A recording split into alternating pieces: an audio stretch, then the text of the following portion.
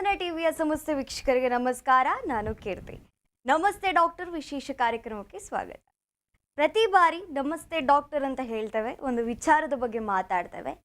ಈ ಬಾರಿ ಅಂಥದ್ದೇ ಒಂದು ವಿಚಾರ. ಅದಕ್ಕಿಂತ ಮುಂಚೆ ಡಿಸೆಂಬರ್ 1 ನಾವು ಒಂದು ದಿನವನ್ನಾಗಿ ಆಚರಿಸ್ತೇವೆ, ವರ್ಲ್ಡ್ ಏಡ್ಸ್ ಡೇ ಅಂತ ಆಚರಿಸ್ತೇವೆ. ಸೊ ಒಂದು ರೋಗದ ಬಗ್ಗೆ ಎಲ್ಲರೂ ಭಯ ಪಡ್ತಾರೆ, ಒಂದು ಜೀವನದಲ್ಲಿ ಬರಲೇಬಾರ್ದಪ್ಪ ಅಂತ ಯೋಚನೆ ಮಾಡ್ತಾರೆ ಅಂತ ಹೇಳಿದರೆ ಅದು HIV, ಏಡ್ಸ್ ಅನ್ನುವಂತಹ ಕಾಯಿಲೆ. ಸೊ ಈ ಕಾಯಿಲೆಯ ಬಗ್ಗೆ ಇವತ್ತು ನಾವು ತಿಳ್ಕೊಳ್ಳಿಕ್ಕಿದ್ದೇವೆ. ತಿಳಿಸ್ಕೊಡ್ಬೇಕಾದ್ರೆ ನಮಗೆ ತಜ್ಞರ ಸಲಹೆ ಬೇಕು, ಸೂಚನೆ ಬೇಕು, ಅವ್ರಿಗೆ ಮಾತುಗಳು ಬೇಕು. ಇವತ್ತು ನಮ್ಮ ಜೊತೆ ಇದ್ದಾರೆ ವಿಶೇಷ ತಜ್ಞರು, doctor Moideen Nafsi TA, director and consultant urologist, Mangala kidney foundation, Mangala hospital. ಬನ್ನಿ ಅವರನ್ನ ಕಾರ್ಯಕ್ರಮಕ್ಕೆ ಸ್ವಾಗತಿಸೋಣ. ನಮಸ್ತೆ ಡಾಕ್ಟರ್, ಕಾರ್ಯಕ್ರಮಕ್ಕೆ ಸ್ವಾಗತ. ನಮಸ್ಕಾರ. ಎಸ್, ಮೊದಲನೇದಾಗಿ ಡಾಕ್ಟರ್ನ ಬಳಿ ಆಂಕರ್ ಕೇಳ್ತಾ ಇದ್ದಾನೆ, ನೀವು ಹೇಗಿದ್ದೀರಾ ಡಾಕ್ಟರ್? ನಾವು ಚೆನ್ನಾಗಿದ್ದೀವಿ. ನೀವು ಚೆನ್ನಾಗಿದ್ದೀರಾ? ಎಸ್, ಆಫ್ಕೋರ್ಸ್ ನಾವು ಚೆನ್ನಾಗಿದ್ದೇವೆ. ನೀವು ಯಾವಾಗಲೂ ಚೆನ್ನಾಗಿರಬೇಕು ಡಾಕ್ಟರ್.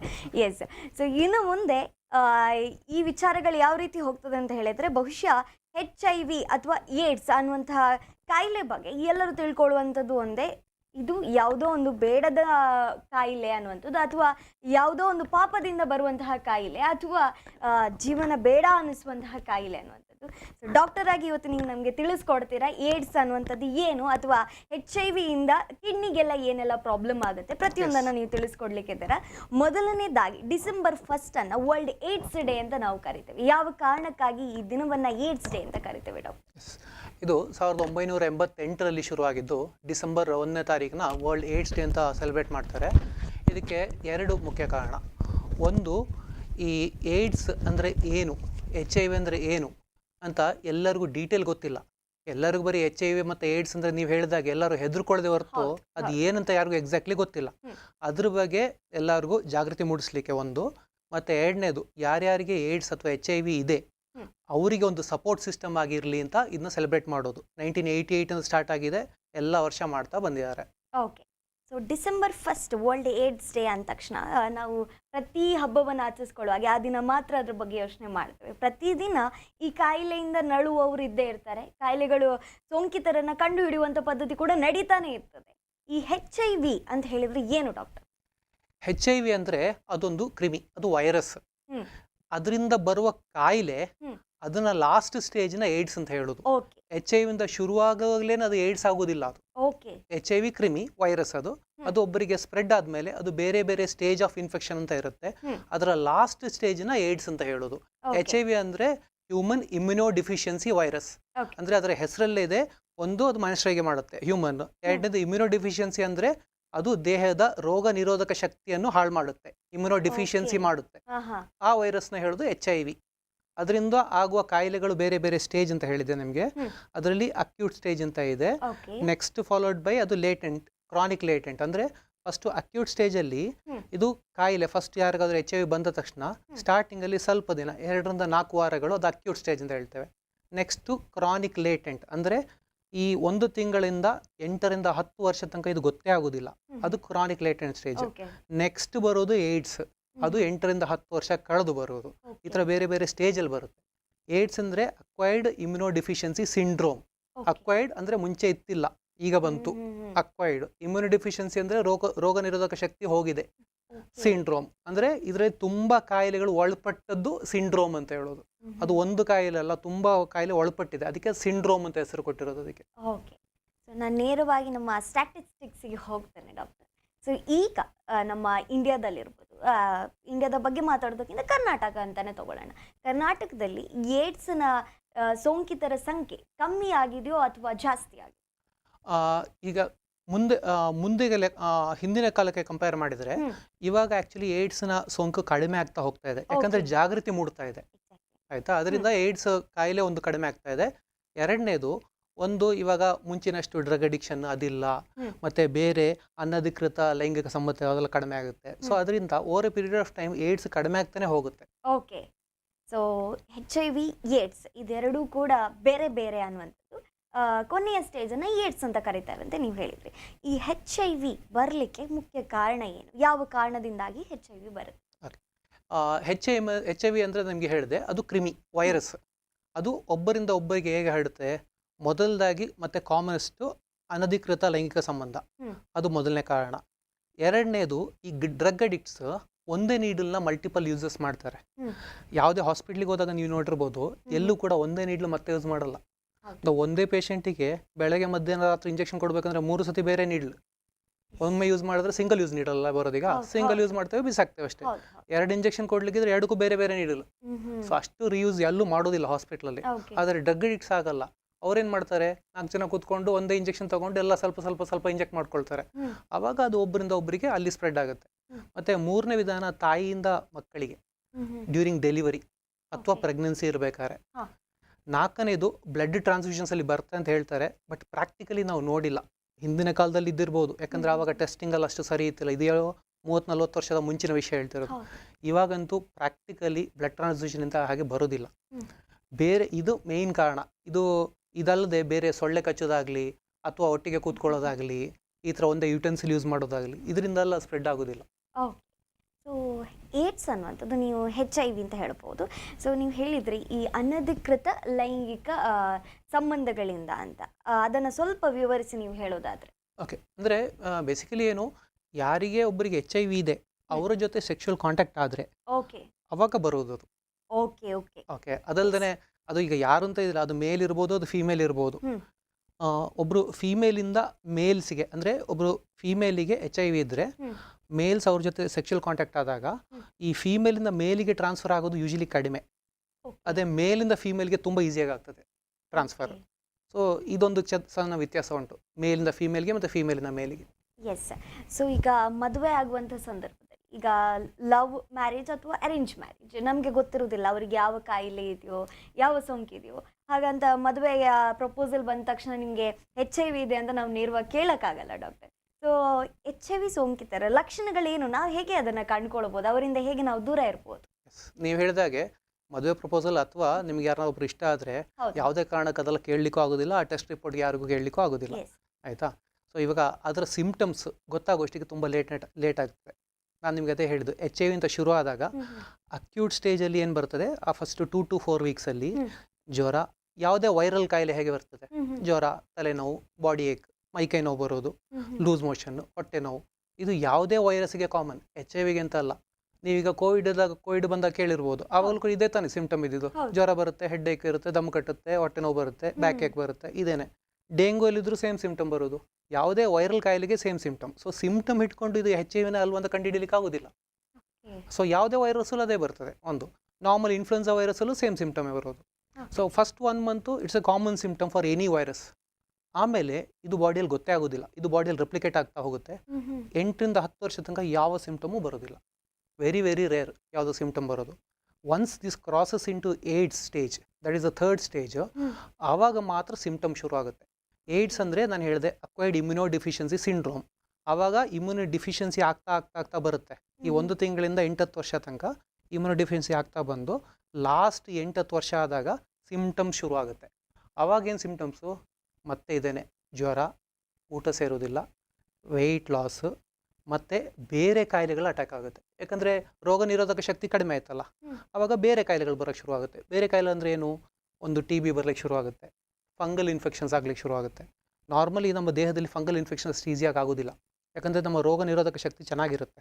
ಆದರೆ 8-10 ವರ್ಷ ಆದಮೇಲೆ ಈ ಇಮ್ಯುನೋ ಡಿಫಿಷಿಯನ್ಸಿ ಆದಾಗ ಆವಾಗ ಫಂಗಲ್ ಇನ್ಫೆಕ್ಷನ್ ಶುರು ಆಗುತ್ತೆ. ಫಂಗಲ್ ಇನ್ಫೆಕ್ಷನ್ಸಲ್ಲಿ ಏನು, ನ್ಯೂಮೋಸಿಸ್ಟಿಕ್ ಕಾರ್ನಿ ಅಂತ ಹೇಳ್ತಾರೆ, ಅದು ಲಂಗ್ಸಿಗೆ ಹೋಗಿ ಅಫೆಕ್ಟ್ ಆಗೋದು. ಅದು ಕಾಮನ್. ಈ HIV ಅಥವಾ ಏಡ್ಸ್ ಇಲ್ಲದಿರೋರಿಗೆ ಬರೋದೇ ಇಲ್ಲ, ನೋಡಿರೋದೇ ಇಲ್ಲ ನಾವು. ಮತ್ತು ಟಾಕ್ಸೋಪ್ಲಾಸ್ಮೋಸಿಸ್ ಅಂದರೆ ಅದು ಒಂದು ಫಂಗಲ್ ಇನ್ಫೆಕ್ಷನ್ನೇ. ಅದು ಆ್ಯಕ್ಚುಲಿ ಬೆಕ್ಕಿಂದ ಬರೋದು. ಈಗ ನಮ್ಮ ಮನೇಲಿ ಎಲ್ಲರ ಕಡೆನೂ ಬೆಕ್ಕಿದೆ. ಯಾರ್ಯಾರೇನೋ ಕಾಯಿಲಾಗಿದ್ದು ನೋಡಿದರೆ ಅವತ್ತವರು ಯಾರು ನೋಡಿರ್ಲಿಕ್ಕಿಲ್ಲ, ಯಾಕಂದರೆ ಆ ಟಾಕ್ಸೋಪ್ಲಾಸ್ಮೋಸಿಸ್ ಆ ಬೆಕ್ಕಲ್ಲಿ ಇದ್ದರೂ ಕೂಡ ನಮಗೆ ಅದು ಟ್ರಾನ್ಸ್ಫರ್ ಆಗೋದಿಲ್ಲ, ನಮ್ಮ ಇಮ್ಯುನಿಟಿ ಚೆನ್ನಾಗಿರುತ್ತೆ. ಅದೇ ಏಡ್ಸ್ ಇದ್ದವರಿಗೆ ಬಾಡಿ ವೀಕ್ ಆಗಿರುತ್ತೆ, ಅಂದರೆ ಇಮ್ಯುನಿಟಿ ಡೌನ್ ಆಗಿರುತ್ತೆ, ಅದರಿಂದ ಈ ಟಾಕ್ಸೋಪ್ಲಾಸ್ಮಾ ಸ್ಪ್ರೆಡ್ ಆಗುತ್ತೆ. ಅದೇ ಥರ ಬೇರೆ ಯಾವುದೇ ಫಂಗಲ್, ಕ್ಯಾಂಡಿಡಿಯಾಸಿಸ್ ಇರಲಿ, ಇದೆಲ್ಲ ಫಂಗಲ್ ಇನ್ಫೆಕ್ಷನ್ಸ್ ಬರ್ತದೆ. ಮತ್ತು ನೆಕ್ಸ್ಟ್ ಬರೋದು ಕ್ಯಾನ್ಸರ್ಸ್. ಇದರಿಂದ ಕ್ಯಾನ್ಸರ್ ಕೂಡ ಬರುತ್ತೆ. ಈಗ ನಿಮ್ಗೆಲ್ಲರಿಗೂ ಗೊತ್ತಿರೋ ಹಾಗೆ ಇಮ್ಯುನಿಟಿ ಚೆನ್ನಾಗಿದ್ದರೆ ಕ್ಯಾನ್ಸರ್ ಕೂಡ ಬರೋದು ಕಡಿಮೆ. ಇದರ ಇಮ್ಯುನೋ ಡಿಫಿಷಿಯನ್ಸಿ ಆದಾಗ ಕ್ಯಾನ್ಸರ್ ಬರೋಕ್ಕೆ ಶುರು ಆಗುತ್ತೆ. ಕಾಮನೆಸ್ಟ್ ಕಪೋಸಿಸಾರ್ಕೋಮಾ ಅಂತ ಹೇಳ್ತೇವೆ, ಅಂದರೆ ರಕ್ತನಾಳದ ಕ್ಯಾನ್ಸರ್, ಕಪೋಸಿಸಾರ್ಕೋಮಾ. ಮತ್ತು ಬೇರೆ ಲಿಂಫೋಮಾ ಅಂತ ಹೇಳ್ತೇವೆ, ಅಂದರೆ ಈ ಹರಳೆ ಇರುತ್ತಲ್ಲ ಕತ್ತಲ್ಲಿ ಎಲ್ಲ, ಆ ಹರಳೆಯಲ್ಲಿ ಬರೋ ಕ್ಯಾನ್ಸರ್ಗಳು, ಇದೆಲ್ಲ ಕಾಮನ್ನು 8 ರಿಂದ 10 ವರ್ಷ ಆದಮೇಲೆ.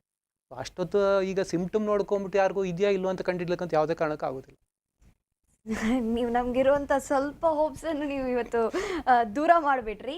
ಆದರೆ ಕಂಡುಹಿಡಿಯೋಕ್ಕಾಗಲ್ಲ, ಸೋಂಕಿತರ ಲಕ್ಷಣ ಗೊತ್ತಾಗೋದಿಲ್ಲ.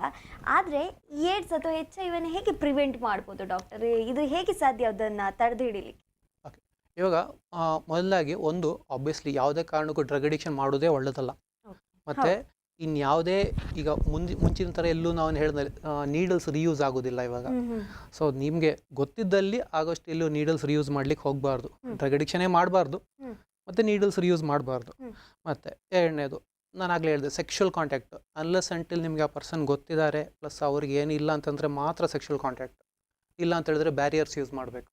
ಆಯಿತಾ, ಎರಡನೇ ಪಾಯಿಂಟ್. ಮೂರನೇದು ತಾಯಿಯಿಂದ ಮಕ್ಕಳಿಗೆ ಬರೋದನ್ನ ಪ್ರಿವೆಂಟ್ ಮಾಡೋದು. ಅಂದರೆ ಈಗ ತಾಯಿಗೆ HIV ಆಲ್ರೆಡಿ ಇದ್ದರೆ ಮಕ್ಕಳಿಗೆ ಬರೋದನ್ನ ಪ್ರಿವೆಂಟ್ ಮಾಡೋದು. ಹೇಗೆ ಪ್ರಿವೆಂಟ್ ಮಾಡೋದು? ಒಂದು ಪ್ಲ್ಯಾಂಡ್ ಸಿಸೇರಿಯನ್ ಸೆಕ್ಷನ್, ಒಂದು ನಾರ್ಮಲ್ ಡೆಲಿವರಿ ಆದಾಗ ಅದು ಮಕ್ಕಳಿಗೆ ಟ್ರಾನ್ಸ್ಫರ್ ಆಗೋ ಹೆಚ್ಚು ಚಾನ್ಸಸ್ ಆಗ್ತದೆ ಆವಾಗ, ಒಂದು ಪ್ಲ್ಯಾಂಡ್ ಸಿಸೇರಿಯನ್ ಸೆಕ್ಷನ್ನು. ಎರಡನೇದು ತಾಯಿಗೆ ಈ ಡ್ರಗ್ಸ್ ಮೆಡಿಸಿನ್ಸ್ ಕೊಡಬೇಕು. ಯಾವುದ್ರದ್ದು? ಈ HIV ಮೆಡಿಸಿನ್ಸ್ ಕೊಡಬೇಕು, ಅದರ ವೈರಲ್ ಲೋಡ್ ಕಡಿಮೆ ಆಗಲಿ ಅಂತ. ಆಯಿತಾ. ಮೂರನೇದು ಈ ಹುಟ್ಟಿದ ಮಗುವಿಗೆ ಕೂಡ ಮತ್ತೆ ಕೊಡಬೇಕು ಟ್ಯಾಬ್ಲೆಟ್ಸ್. ಆ ಟ್ಯಾಬ್ಲೆಟ್ಸ್ ಅಂದರೆ ಸಣ್ಣ ಮಕ್ಕಳಿಗೆ ಡೈರೆಕ್ಟ್ ತಿನ್ಲಿಕ್ಕೆ ಆಗೋದಿಲ್ಲ, ಅದು ಪುಡಿ ಮಾಡಿ ಆಬ್ವಿಯಸ್ಲಿ ಕೊಡಬೇಕು. ಏನಕ್ಕೆ ಕೊಡಬೇಕು? ಮತ್ತು ಆ ಮಗು ತಾಯಿಯಿಂದ ಮಗುಗೆ ಬರದೇ ಇರಲಿ. ನಾಲ್ಕನೇದು ಬ್ರೆಸ್ಟ್ ಫೀಡಿಂಗ್ ಮಾಡಬಾರ್ದು. ಇದಿಷ್ಟು ತಾಯಿಯಿಂದ ಮಕ್ಕಳಿಗೆ ಬರೋದನ್ನ ಪ್ರಿವೆಂಟ್ ಮಾಡಲಿಕ್ಕೆ. ಮತ್ತು ಈ ನಾರ್ಮಲ್ ಬ್ಲಡ್ ಎಲ್ಲ ಕೊಡ್ತೇವಲ್ಲ ಹಾಸ್ಪಿಟ್ಲಲ್ಲಿ, ಅದೆಲ್ಲ ಪ್ರಾಕ್ಟಿಕಲಿ ಸೇಫ್. ನಿಮಗೆ ಎಲ್ಲ ನೆಟ್ಟಲ್ಲಿ ಚೆಕ್ ಮಾಡಿದ್ರೆ, ಬುಕ್ಕಲ್ಲಿ ನೋಡಿದ್ರೆ ಬ್ಲಡ್ ಟ್ರಾನ್ಸ್ಫ್ಯೂಷನ್ ಬರುತ್ತೆ ಅಂತ ಹೇಳ್ತಾರೆ, ಬಟ್ ಪ್ರಾಕ್ಟಿಕಲಿ ಅದು ಬರೋದಿಲ್ಲ. ಯಾಕಂದರೆ ಎಲ್ಲ ಕಡೆ ಡಬಲ್ ಚೆಕ್ ಆಗುತ್ತೆ. ಎಸ್, ಸೊ ತುಂಬ ವಿಚಾರಗಳಿದೆ ಡಾಕ್ಟರ್ ತಿಳ್ಕೊಳ್ಳೋ ಅಂಥದ್ದು. ಅಂದರೆ HIV ಮೂಲ ಏನು ಅಂತ ತಿಳ್ಕೊಳ್ಬೋದಾ? ಯಾವ ಕಾರಣದಿಂದಾಗಿ HIV ಅನ್ನೋಂಥ ರೋಗ ಹುಟ್ಟಿಕೊಂಡಿತ್ತು ಅಂತ ತಿಳ್ಕೊಳ್ಬೋದು? HIV ಆ್ಯಕ್ಚುಲಿ ಡೈರೆಕ್ಟ್ ಹ್ಯೂಮನ್ಸಿಗೆ ಬಂದದಲ್ಲ, ಇದು ಸ್ಟಾರ್ಟ್ ಆದದ್ದು ಚಿಂಪ್ಯಾನ್ಸಿಯಲ್ಲಿ. ಚಿಂಪ್ಯಾನ್ಸಿ ಇದೆಯಲ್ಲ, ಅದು ಆಫ್ರಿಕಾದಲ್ಲಿ ಸ್ಟಾರ್ಟ್ ಆದದ್ದು. This was back in 1960s. ಆವಾಗ ಅಲ್ಲಿರೋ ಜನರಿಗೆ ಈ ಚಿಂಪ್ಯಾನ್ಸಿಯಿಂದ ಸ್ಪ್ರೆಡ್ ಆದದ್ದು. ಮತ್ತು ಒಬ್ಬರಿಂದ ಒಬ್ಬರಿಗೆ ಜನರಿಗೆ ನಾನು ಹೇಳಿದ ಕಾರಣಗಳುಂಟಲ್ಲ, ಈ ಕಾರಣದಲ್ಲಿ ಒಬ್ಬೊಬ್ಬರಿಗೆ ಸ್ಪ್ರೆಡ್ ಆಗ್ತಾ ಹೋಯಿತು. ಸ್ಟಾರ್ಟ್ ಆದದ್ದು ಆಫ್ರಿಕಾದಲ್ಲಿ, ಇವಾಗ ಥ್ರೂ ಔಟ್ ದ ವರ್ಲ್ಡ್ ಇದೆ, ಎಲ್ಲೂ ಬಿಟ್ಟಿಲ್ಲ. ಎಸ್, ಸೊ ಏಡ್ಸನ್ನು ನಿರ್ನಾಮ ಮಾಡಬೇಕು, ಅದು ಎಲ್ಲ ವೈದ್ಯಕೀಯ ಕ್ಷೇತ್ರದಲ್ಲಿರುವಂಥವರ ಒಂದು ದೊಡ್ಡ ಚಾಲೆಂಜ್ ಆಗಿರುತ್ತೆ, ಒಂದು ಪರೀಕ್ಷೆ ರೀತಿ. ಇದನ್ನು ಬರದ ಹಾಗೆ ನೋಡ್ಕೊಳ್ಬೇಕು ಅಂತ. ಅದಕ್ಕೆ ಯಾವ ರೀತಿ ಆಕ್ಷನ್ಸ್ಗಳನ್ನು ನೀವು ತಗೋತಾ ಇದ್ದೀರಾ ಈ ಮೆಡಿಕಲ್ ಕ್ಷೇತ್ರದಲ್ಲಿ? ನಾವು ಎಲ್ಲದಕ್ಕಿಂತ ಇಂಪಾರ್ಟೆಂಟ್ ಎಜುಕೇಷನ್. ಅಂದರೆ ಜನರಿಗೆ ಇದನ್ನು ಹೇಗೆ ತಡೆಗಟ್ಟಬೇಕು ಅಂತ ಗೊತ್ತಿದ್ರೆ ಅವ್ರು ಮಾಡ್ತಾರೆ. ಬಟ್ ನಾವಾಗೋಷ್ಟು ಎಜುಕೇಷನ್ ನಾವು ಟ್ರೈ ಮಾಡ್ತೇವೆ. ಗೌರ್ಮೆಂಟ್ ಅಂತೂ ಪ್ರತಿದಿನ ಅದಕ್ಕೆ ಒಂದು ಡಿಪಾರ್ಟ್ಮೆಂಟ್ ಸಪ್ರೇಟಾಗೇ ಇದೆ. ಪ್ಲಸ್ ಎಲ್ಲ ಗೌರ್ಮೆಂಟ್ ಹಾಸ್ಪಿಟಲ್ AIT ಸೆಂಟರ್ಸ್ ಇದೆ, ಅಲ್ಲಿಂದ ಅವರು ಎಜುಕೇಷನ್ ಕೊಡ್ತಾರೆ. ಎಷ್ಟೇ ಎಜುಕೇಷನ್ ಕೊಟ್ಟರು ಕೂಡ, ಎಷ್ಟೇ TV ಪ್ರೋಗ್ರಾಮ್ ಇರಲಿ, ನ್ಯೂಸಲ್ಲಿ ಪ್ರೋಗ್ರಾಮ್, ಈಗ ನಾವು ಕೂಡ ಇದಕ್ಕೆ ತಾನೇ ಮಾಡ್ತಾ ಇರೋದು, ಜನರಿಗೆ ಗೊತ್ತಾಗಲಿ ಅಂತ ಮಾಡ್ತಾ ಇರೋದು. So they can prevent it. ಎಷ್ಟು ಮಾಡಿದ್ರು ಕೂಡ ಎಲ್ಲ ಕಡೆ ವೈಡ್ ರೀಚ್ ಆಗೋದಿಲ್ಲ. ಮತ್ತು ಜನರ ಬಿಹೇವಿಯರ್ ಅಂದರೆ ಅವರಿಗೆ ಏನಾದರೂ ಅಥವಾ ಅವರ ಅಕ್ಕಪಕ್ಕ ಜನರಿಗೆ ಏನಾದ್ರು ಆಗೋ ತನಕ ಅದು ಯಾರು ಕೇರ್ ಮಾಡೋದಿಲ್ಲ. ಅದಕ್ಕೆ ಆಬ್ವಿಯಸ್ಲಿ ಅದು ಎಜುಕೇಷನ್ ಎಷ್ಟೇ ನಾವು ಕೊಟ್ಟರು ಕೂಡ ರೀಚ್ ಆಗೋದಿಲ್ಲ. ಸೊ ಅದಕ್ಕೆ ಅವರು ಗೊತ್ತಿಲ್ಲದೇ ಈಗ ನಾವು ಏನು ಕಾರಣಗಳು ಹೇಳಿದೆ ಅದು ಕಂಟಿನ್ಯೂ ಆಗ್ತಾ ಹೋಗ್ತಾ ಇದೆ. ಸೊ ಇದು ಸೊ HIV ಬಗ್ಗೆ ಮಾತಾಡೋದಾದರೆ, HIV ಅನ್ನುವಂಥ ಸೋಂಕು ಬಂದಾದ ನಂತರ ಯಾವ ರೀತಿ ಟ್ರೀಟ್ಮೆಂಟ್ ಇರುತ್ತೆ ಅಂತ ಹೇಳಿದರೆ, ಅದು ನಿಮ್ಮ ಗಮನಕ್ಕೆ ಬಂದು ಅಂತಹ ಪೇಷಂಟ್ಸ್ಗಳು ಸಿಕ್ಕಿದಾಗ ಟ್ರೀಟ್ಮೆಂಟಿನ ಪ್ರೊಸೀಜರ್ಸ್ಗಳು? ಓಕೆ, ಇವಾಗ HIV ನಾನು ಹೇಳಿದೆ ಈ ಅಕ್ಯೂಟ್ ಸ್ಟೇಜ್ ಅಂದರೆ ಫಸ್ಟ್ ಸ್ಟೇಜಲ್ಲಿ ಈಗೇನು ಜ್ವರ, ಬಾಡಿ ಏಕ್ ಅದೆಲ್ಲ ಬರುತ್ತೆ. ಆಗ ಬಂದಾಗ ಯಾರು ಕೂಡ HIV ಟೆಸ್ಟ್ ಮಾಡೋದು ಇಲ್ಲ. ಎಲ್ಲ ಜ್ವರಕ್ಕೆ ಹೋದಾಗ HIV ಟೆಸ್ಟ್ ಮಾಡ್ದಂಗೆ ನೀವು ಕೇಳ್ತೀರಾ? ಇಲ್ಲ, ಯಾರು ಕೇಳೋದಿಲ್ಲ. ಆಯಿತಾ. ನೀವು ಹೇಳ್ತೀರಾ ಡಾಕ್ಟ್ರು ಸುಮ್ಮನೆ ಏನೋ ಕೇಳ್ತಾರೆ ಅಂತ ಹೇಳ್ತಾರೆ. ಸೊ ಯಾರು ಕೂಡ ಜ್ವರಕ್ಕೆ ಹೋದಾಗ HIV ಟೆಸ್ಟ್ ಮಾಡೋದೂ ಇಲ್ಲ. ಫಸ್ಟ್ ತಿಂಗಳಲ್ಲಿ ಡಿಟೆಕ್ಟೇ ಆಗೋದಿಲ್ಲ ಅದು.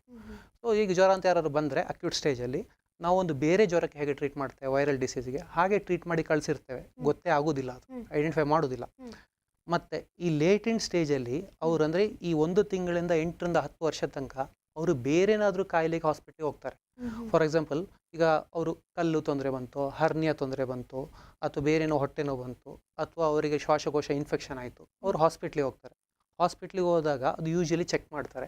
ಎಸ್ಪೆಷಲಿ ಸರ್ಜರೀಸ್ ಇದ್ದಾಗಂತೂ ಚೆಕ್ ಮಾಡೇ ಮಾಡ್ತಾರೆ. ಯಾಕಂದರೆ ನಮಗೆ ಇನ್ಸ್ಟ್ರೂಮೆಂಟೇಷನ್ಸ್ ಎಲ್ಲ ಸಪ್ರೇಟಾಗಿ ಯೂಸ್ ಮಾಡಬೇಕಲ್ಲ. ಸೊ ಒಂದು HIV ಪೇಷಂಟ್ ಅಥವಾ ನಾನ್ HIV ಪೇಷಂಟ್ ಇನ್ಸ್ಟ್ರೂಮೆಂಟ್ ಸಪ್ರೇಟ್ ಇರುತ್ತೆ. ಸೊ ಅದಕ್ಕಾಗಿ ಎಲ್ಲ ಚೆಕ್ ಮಾಡೇ ಮಾಡ್ತಾರೆ. ಈ 1 ತಿಂಗಳಿಂದ 10 ವರ್ಷ ತನಕ ಯೂಶಲಿ ಬೇರೆ ಕಾರಣಕ್ಕೆ ಹೋದಾಗ ಚೆಕ್ ಮಾಡಿ ಕಂಡುಹಿಡಿಯೋರು, ಇದರಿಂದಾಗಿ ಗೊತ್ತಾಗೋದಿಲ್ಲ. 3ನೇ ಸ್ಟೇಜಲ್ಲಿ ಏಡ್ಸ್ ಬಂದಾಗ ಮಾತ್ರ ಅವಾಗ ಸಿಮ್ಟಮ್ ಬರ್ತದೆ. ಆವಾಗ ನಮ್ಗೆ ಆಬ್ವಿಯಸ್ಲಿ ಇದು ಸಿಮ್ಟಮ್ ನೋಡಿಕೊಂಡು ನಮಗೆ ಡೌಟ್ ಆಗ್ತದೆ. ಅಂದರೆ ಪೇಷಂಟ್ ಯೂಶಲಿ ಏನು ವೆಯ್ಟ್ ಲಾಸ್, ಊಟ ಸೇರೋದಿಲ್ಲ, ಆಯಿತಾ, ಮತ್ತು ಅಲ್ಲಿ ಇಲ್ಲಿ ಎಲ್ಲ ನೋವಾಗೋದು, ಈ ಥರ ಸಿಂಪ್ಟಮ್ಸ್ ಬಂದರೆ ಇದು ಯೂಶಲಿ ಯಾವುದ್ರ ಸಿಂಪ್ಟಮ್ಸು? ಕ್ರಾನಿಕ್ ಇನ್ಫೆಕ್ಷನ್ಸ್ ಆರ್ ಕ್ಯಾನ್ಸರ್ದು ಸಿಂಪ್ಟಮ್. ಯಾವುದು? ಊಟ ಸೇರೋದಿಲ್ಲ, ತುಂಬ ವೆಯ್ಟ್ ಲಾಸ್ ಆಯಿತು. ವೆಯ್ಟ್ ಲಾಸ್ ಅಂದರೆ ಅದಕ್ಕೂ ಸಿಗ್ನಿಫಿಕೆಂಟ್ ಲೆಕ್ಕ ಇದೆ. That is 5 kgs within last 3 months. ಆಯಿತಾ? ಹಾಂ, ಈಗ ಸಣ್ಣ ಒಂದು ಅರ್ಧ kg ಕಮ್ಮಿ ಆಯಿತು, 1 kg ಕಮ್ಮಿ ಆಯಿತು, ಅಥವಾ 5 kg ಒಂದು ವರ್ಷದಲ್ಲಿ ಕಮ್ಮಿ ಆಯಿತು, ಅದಕ್ಕೆ ಸಿಗ್ನಿಫಿಕೆಂಟ್ ಅಲ್ಲ. 5 kgs within 3 months or long time fever, ಸಾಯಂಕಾಲದಷ್ಟು ನನಗೆ ಜ್ವರ ಬರುತ್ತೆ, ಪ್ರತಿದಿನ ರಾತ್ರಿ ಜ್ವರ ಇರುತ್ತೆ, ಒಂದು ಊಟ ಸೇರೋದಿಲ್ಲ, ಇಂಥೆಲ್ಲ ಲಾಂಗ್ ಟೈಮ್ ಇನ್ಫೆಕ್ಷನ್ ಅಥವಾ ಕ್ಯಾನ್ಸರ್ ಸಿಂಪ್ಟಮ್ ಅಂತಲ್ವ. ಸೊ ಇದನ್ನು ನೋಡಿಕೊಂಡು ನಮಗೆ ಡೌಟ್ ಆಗ್ತದೆ, ಓ ಇವರಿಗೆ TB ಇರ್ಬೋದು, ಇವರಿಗೆ HIV ಇರ್ಬೋದು, ಇವರಿಗೆ ಕ್ಯಾನ್ಸರ್ ಇರ್ಬೋದು. ಆ ಥರ ಡೌಟ್ ಪಡ್ಕೊಂಡು ನಾವು ಚೆಕ್ ಮಾಡಿಕೊಂಡು ನಮಗೆ HIV ಅಂತ ಅನ್ಸಿದ್ರೆ ಆವಾಗ ಟೆಸ್ಟ್ ಮಾಡ್ತೇವೆ. ಈಗ ಅದನ್ನೆಲ್ಲ ಕಂಡುಹಿಡಿಯೋದು. ಓಕೆ, ಸೊ ನೀವು ಮೆಡಿಸನ್ನ ಹೇಗೆ ಕೊಡೋದು ಅದ್ರ ಬಗ್ಗೆ ನೀವು ಹೇಳಿದ್ರಿ, ಅದ್ರ ಐಡಿಯಾ ಹೇಳಿದ್ರಿ. ಬಟ್ HIV ಬಂದ ನಂತರ ನಮಗೆ ಸಾಮಾನ್ಯ ಜೀವನ ನಡೆಸಲಿಕ್ಕೆ ಸಾಧ್ಯ ಇದೆಯಾ ಅಂತ? ಹೌದು, ಈಗ ಒಂದು HIV ಬಂತು ಅಂದರೆ ಜೀವನ ಮುಗೀತು ಅಂತಲ್ಲ. ಎಷ್ಟೋ 20, 30, 40 ವರ್ಷ ಕೂಡ HIV ಬಂದು ಕೂಡ ಸರಿಯಾಗಿ ಬದುಕಿ ಅವರ ಜೀವನ ಕಾಲ ಕಳೆದು ಅವ್ರು ಬೇರೆ ಕಾರಣದಿಂದ ತೀರಿ ಹೋಗಿರ್ಬೋದು. ಸೊ ಆ ಥರ 20, 30, 40 ವರ್ಷ ಬದುಕಿರೋರು ಕೂಡ ಇದ್ದಾರೆ. ಸೊ ಹಾಗೆ HIV ಬಂದ ತಕ್ಷಣ ಜೀವನ ಮುಗೀತು ಅಂತಲ್ಲ, ಇದಕ್ಕೆ ಬೇಕಾಗಿರೋ ಆ್ಯಕ್ಷನ್ಸ್ ತೊಗೊಳ್ಬೇಕು, ಆಯಿತಾ. ಈಗ ಆ್ಯಕ್ಷನ್ಸ್ ಅಂದರೆ ಏನು? ಒಂದು ಆಬ್ವಿಯಸ್ಲಿ ಎಲ್ಲೂ ಇನ್ಫೆಕ್ಷನ್ಸ್ನ ಆಗೋಷ್ಟು ಅವಾಯ್ಡ್ ಮಾಡೋದು. ನಾನು ಹೇಳಿದೆ, ಈಗ ಏಡ್ಸ್ ಬಂದಾಗ ಏನಾಗ್ತದೆ, ಇಮ್ಯುನಿಟಿ ಡೌನ್ ಆಗುತ್ತೆ, ಬೇರೆ ಇನ್ಫೆಕ್ಷನ್ ಸಿಗೋದು ಈಸಿ ಬೇರೆಯವ್ರ ಕಡೆಯಿಂದ. ಸೊ ಕ್ರೌಡೆಡ್ ಪ್ಲೇಸಿಗೆ ಹೋಗೋದು ಅವಾಯ್ಡ್ ಮಾಡಬೇಕು, ಆಗೋಷ್ಟು ಮಾಸ್ಕ್ ಯೂಸ್ ಮಾಡಬೇಕು. ಮತ್ತೆ ಡಾಕ್ಟರ್ ಒಂದು ಕರೆ ಇದೆ, ಬನ್ನಿ ಮಾತಾಡ. ಹಲೋ ಹಲೋ, ನಮಸ್ಕಾರ. ನಮಸ್ತೆ, ಯಾರಿದು, ಎಲ್ಲಿಂದ ಕರೆ ಮಾಡ್ತಾ ಇದ್ದೀರಾ? ರಾಧಾಕೃಷ್ಣ ಅಂತ, ವಿಟ್ಲದಿಂದ. ಓಕೆ ಸರ್, ತಮ್ಮ ಯಾವುದೇ ಪ್ರಶ್ನೆ ಇದ್ರೂ ಕೇಳಬಹುದು, ಡಾಕ್ಟರ್ ನಮ್ಮ ಜೊತೆ ಇದ್ದಾರೆ. ಡಾಕ್ಟ್ರೇ, ನಮಸ್ತೆ. ಈ ವಯಸ್ಸಾದವರಲ್ಲಿ ಅವರು ಪದೇ ಪದೇ ಯೂರೋಲಜಿಗೆ ಸಂಬಂಧಪಟ್ಟ ಹಾಗೆ ಸಮಸ್ಯೆ ಆದಾಗ ಪದೇ ಪದೇ ನೀರು ಕುಡಿದ್ರೆ ರಾತ್ರಿ ಏಳ್ಬೇಕಾಗ್ತದೆ ಅಂತ ಹೇಳ್ಕೊಂಡು ಏಳುದಿಲ್ಲ. ಸೊ ಇದರಿಂದ ಅವರಿಗೆ ಮತ್ತೆ ಆಗಾಗ ಪದೇ ಪದೇ ಹೊರಗೆ ಹೋಗುವಾಗ ಸ್ವಲ್ಪ ವಿಸರ್ಜನೆ ಎಲ್ಲ ಆಗ್ತದೆ. ಅದನ್ನೆಲ್ಲ ಈಗ ಹೇಗೆ ಮೆಡಿಸಿನ್ ಅನ್ನೆಲ್ಲ ಕಂಟ್ರೋಲ್ ಮಾಡ್ಬೇಕಾ ಅಥವಾ ಬೇರೆ ಏನಾದ್ರೂ ಅದಕ್ಕೆ ದಾರಿ ಇರ್ತದಾ ಅಂತ ಒಂದು. ಎರಡನೇದಾಗಿ ಈ ಏಡ್ಸಿನದ್ದು ಎಲ್ಲ ಸ್ವಲ್ಪ HIV ಪಾಸಿಟಿವ್ ಆದ ಮಕ್ಕಳು ಸ್ವಲ್ಪ ಒಂದು ಸೈಕಾಲಜಿಕಲಿ ಒಂದು ಶಾಕ್ಗೆ ಬರ್ತಾರೆ. ಒಂದಲ್ಲಿ ಒಬ್ರು ಅದನ್ನು ನಡೆಸ್ತಾ ಇದ್ದಾರೆ ಒಂದು ಶಾಲೆಯನ್ನು, ಅವರಿಗೆ ಈ ಸಮಸ್ಯೆ ಸ್ವಲ್ಪ ಕಂಡು ಬಂದಿದೆ. ಅಂತವರನ್ನು ಹೇಗೆ ಕೌನ್ಸಿಲಿಂಗ್ ಮಾಡ್ಬೇಕಾ ಅಥವಾ ART ಏನು ಟ್ರೀಟ್ಮೆಂಟ್ ಅಂತೇಳಿ ಹೇಳ್ತಾರೆ, ಅದರಿಂದ ಪೂರ್ಣ ಗುಣಮುಖ ಮಾಡ್ಲಿಕ್ಕೆ ಆಗ್ತದಾ ಎಂಬುದಾಗಿ. ಮೊದಲಾಗಿ ನಿಮ್ಮ ಫಸ್ಟ್ ಕ್ವಶನ್ದು, ನೀವು ಅದು ಗಂಡಸರದ್ದು ಹೇಳಿದ ಅಥವಾ ಹೆಂಗಸರದ್ದು ಹೇಳಿದ? ಗಂಡಸರದ್ದು. ಓಕೆ, ಈಗ ಯೂಶಲಿ ವಯಸ್ಸಾದಾಗ ಗಂಡಸರಿಗೆ ಅಟ್ಲೀಸ್ಟ್ ಒಂದು 40-50 years ನಂತರ ಅವರಿಗೆ ಯೂಶಲಿ ಪ್ರಾಸ್ಟೇಟ್ ಅಂತ ಮಾಂಸ ಬೆಳೀತದೆ. ಅದು ಮೂತ್ರಕೋಶದ ಕೆಳಗೆ ಇರ್ತದೆ. ಪ್ರಾಸ್ಟೇಟ್ ಅಂತ ಮೂತ್ರನಾಳದ ಸುತ್ತ. ಸೊ ಅದರಲ್ಲಿ ಪ್ರಾಸ್ಟೇಟ್ ಅಂತ ಮಾಂಸ ಬೆಳೆದಾಗ ಅದು ಮೂತ್ರದ ಸ್ಪೀಡ್ ಕಡಿಮೆ ಆಗೋದು, ಮೂತ್ರ ಉರಿ ಬರೋದು, ಮೂತ್ರ ನೀವು ಹೇಳಿದ ತರ ಪದೇ ಪದೇ ಹೋಗೋದು, ಮತ್ತೆ ಅದು ಬಾತ್ರೂಮ್ ರೀಚ್ ಆಗ್ಲಿಕ್ಕಿಂತ ಮುಂಚೆ ಮೂತ್ರ ಮಾಡ್ಕೊಳ್ಳೋದು, ಇದೆಲ್ಲ ತೊಂದರೆ ಶುರು ಆಗ್ತದೆ. ಇದಕ್ಕೆ ನಾವು ಚೆಕ್ ಮಾಡಿ ಪ್ರಾಸ್ಟೇಟ್ ಸೈಜ್ ಎಷ್ಟಿದೆ, ಎಷ್ಟು ಮೂತ್ರ ಉಳಿತದೆ, ಇನ್ಫೆಕ್ಷನ್ ಇದೆಯಾ, ಇಷ್ಟು ನೋಡಿಕೊಂಡು ಅದಕ್ಕೆ ಟ್ಯಾಬ್ಲೆಟ್ ಸ್ಟಾರ್ಟ್ ಮಾಡೋದು. ಎಲ್ಲರಿಗೂ ಟ್ಯಾಬ್ಲೆಟ್ಸ್ ಅಲ್ಲಿ ಸರಿ ಆಗುತ್ತೆ ಅಂತಲ್ಲ, ಅಟ್ಲೀಸ್ಟ್ ಒಂದು 100 ಜನ ಈ ಥರ ಸಿಂಪ್ಟಮ್ ಅಲ್ಲಿ ಬಂದ್ರೆ ಒಂದು 60-70 ಜನಕ್ಕೆ ಮೆಡಿಸಿನ್ ಅಲ್ಲಿ ಸರಿ ಆಗ್ಬೋದು. ಇನ್ನೊಂದು 20-30 ಜನಕ್ಕೆ ಅದು ಪ್ರಾಸ್ಟೇಟ್ ಸರ್ಜರಿ ಬೇಕಾಗ್ಬೋದು. ಈ BP ಮತ್ತೆ ಶುಗರ್ ಇದ್ರೆ ಈ ಸರ್ಜರಿ ಸಾಧಾರಣ ಒಂದು 70 ಏಜ್ ಅಲ್ಲಿ ಅಡ್ವೈಸೇಬಲ್ ಸರ್? ನಾನು 98 ಕೂಡ ಮಾಡಿದ್ದೇನೆ. ಸೊ ಅದು 60, ಅದೇನಂದ್ರೆ ಇದು ಶುರುವಾಗದೆ 40-50 ವರ್ಷಕ್ಕೆ. ಇದು ಈ 40-50 ವರ್ಷಕ್ಕೆಲ್ಲ ಯೂಶಲಿ ಯಾರಿಗೂ ಸರ್ಜರಿ ಅವಶ್ಯಕತೆ ಬರುವುದೂ ಇಲ್ಲ. ಈ ಸರ್ಜರಿ ಅವಶ್ಯಕತೆ ಶುರುವಾಗದೆ 60 ವರ್ಷ ಕಳೆದು. ಇಂಪಾರ್ಟೆಂಟ್ ನಮ್ಗೆ ಆಕ್ಚುಲಿ ಎಷ್ಟು ಫಿಟ್ ಇದ್ದಾರೆ ಅಂತ. ಈಗ ನಾನು ನಿಮ್ಗೆ ಹೇಳಿದೆ, ಒಂದು 98 ವಯಸ್ಸು ಹೇಳಿದೆ, ಅವರು ಫಿಟ್ ಇದ್ದಾರೆ, ಅವ್ರು ದೇವರದಿಂದ ಎದ್ದು ಚೆನ್ನಾಗಿ ನಡೀತಾ ಇದ್ದಾರೆ, ಆಕ್ಟಿವ್ ಇದ್ದಾರೆ, ಅದಕ್ಕೆ ಸರ್ಜರಿ ಮಾಡಿದೆ. ಅದೇ ಒಂದು 70 ವರ್ಷ ಅನ್ಕೊಳ್ಳಿ, ಅವ್ರಿಗೆ ಎದ್ದು ನಡಿಲಿಕ್ಕೆ ಆಗುದಿಲ್ಲ, ಬೆಡ್ ಅಲ್ಲೇ ಇರ್ತಾರೆ, ಅವ್ರಿಗೆ ಬಾತ್ರೂಮ್ ತನಕ ರೀಚ್ ಆಗ್ಲಿಕ್ಕೆ ಆಗುದಿಲ್ಲ, ಅವಾಗ ನಾವು ಸರ್ಜರಿ ಅವಾಯ್ಡ್ ಮಾಡ್ಲಿಕ್ಕೆ ನೋಡ್ತೇವೆ. ಹಾಗೆ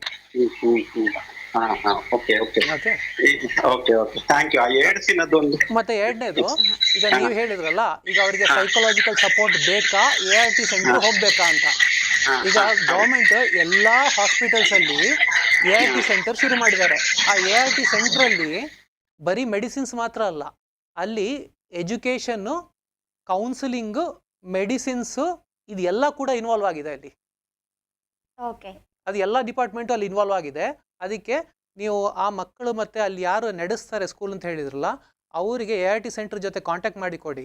ಸೊ ART ಸೆಂಟರೇ ಅವರ ಕೌನ್ಸಿಲಿಂಗು ಮತ್ತು ಅವರಿಗೆ ಮೆಡಿಸಿನ್ಸ್ ಅವಶ್ಯಕತೆ ಇದ್ದರೆ ಅದು ನೋಡಿ ಕೊಡ್ತಾರೆ. ನೀವು ಕೇಳಿದ್ರಿ ಅವ್ರಿಗೆ ಮೆಡಿಸಿನ್ ಕೊಡಲೇಬೇಕಾ ಅನ್ನಲಿಕ್ಕೆ ಅಲ್ಲಿ CD4 ಕೌಂಟ್ ಅಂತ ನೋಡ್ತಾರೆ, ಅವರ ಸಿಂಪ್ಟಮ್ ನೋಡ್ತಾರೆ, ಅವ್ರು ಯಾವ ಸ್ಟೇಜಲ್ಲಿ ಇದ್ದಾರೆ ಅಂತ ನೋಡ್ತಾರೆ, ಅದು ನೋಡ್ಕೊಂಡು ಸ್ಟಾರ್ಟ್ ಮಾಡ್ತಾರೆ. Yes sir. ಸೊ ಅವರು ಟಿ ವಿ ನೋಡ್ತಾ ಇದರ ಉತ್ತರ ಪಡ್ಕೊಂಡಿರ್ಬೋದು. ಥ್ಯಾಂಕ್ ಯು ಸೋ ಮಚ್ ಕರೆ ಮಾಡಿ ಒಂದು ಒಳ್ಳೆಯ ಪ್ರಶ್ನೆಯನ್ನು ಕೇಳಿದ್ರಿ. ಸೊ HIV ಪೇಷಂಟ್ಗಳು ಅದರ ಬಗ್ಗೆ ಮಾತಾಡ್ತಾ ಇದ್ವಿ. ಸೊ ಮಾತುಕತೆ ಮುಂದುವರಿತದೆ ಸರ್ ಒಂದು ವಿರಾಮದ ನಂತರ. ಎಸ್ ನೋಡಿದ್ರಲ್ಲ ವೀಕ್ಷಕರೇ. ಸೊ HIV ಅನ್ನುವಂತಹ ಕಾಯಿಲೆ ಬಗ್ಗೆ ನಾವು ತಿಳ್ಕೊಂಡಷ್ಟು ಇನ್ನೂ ಮಾಹಿತಿಗಳಿದೆ ಅಂತ ಭಾವಿಸ್ತೇನೆ. ಸೊ ಇಂತಹ ಮಾಹಿತಿಗಳನ್ನು ನಾವು ನಿಮ್ಮ ಜೊತೆ ಹಂಚ್ಕೊಳ್ತೇವೆ ಒಂದು ವಿರಾಮದ ನಂತರ. Take a break.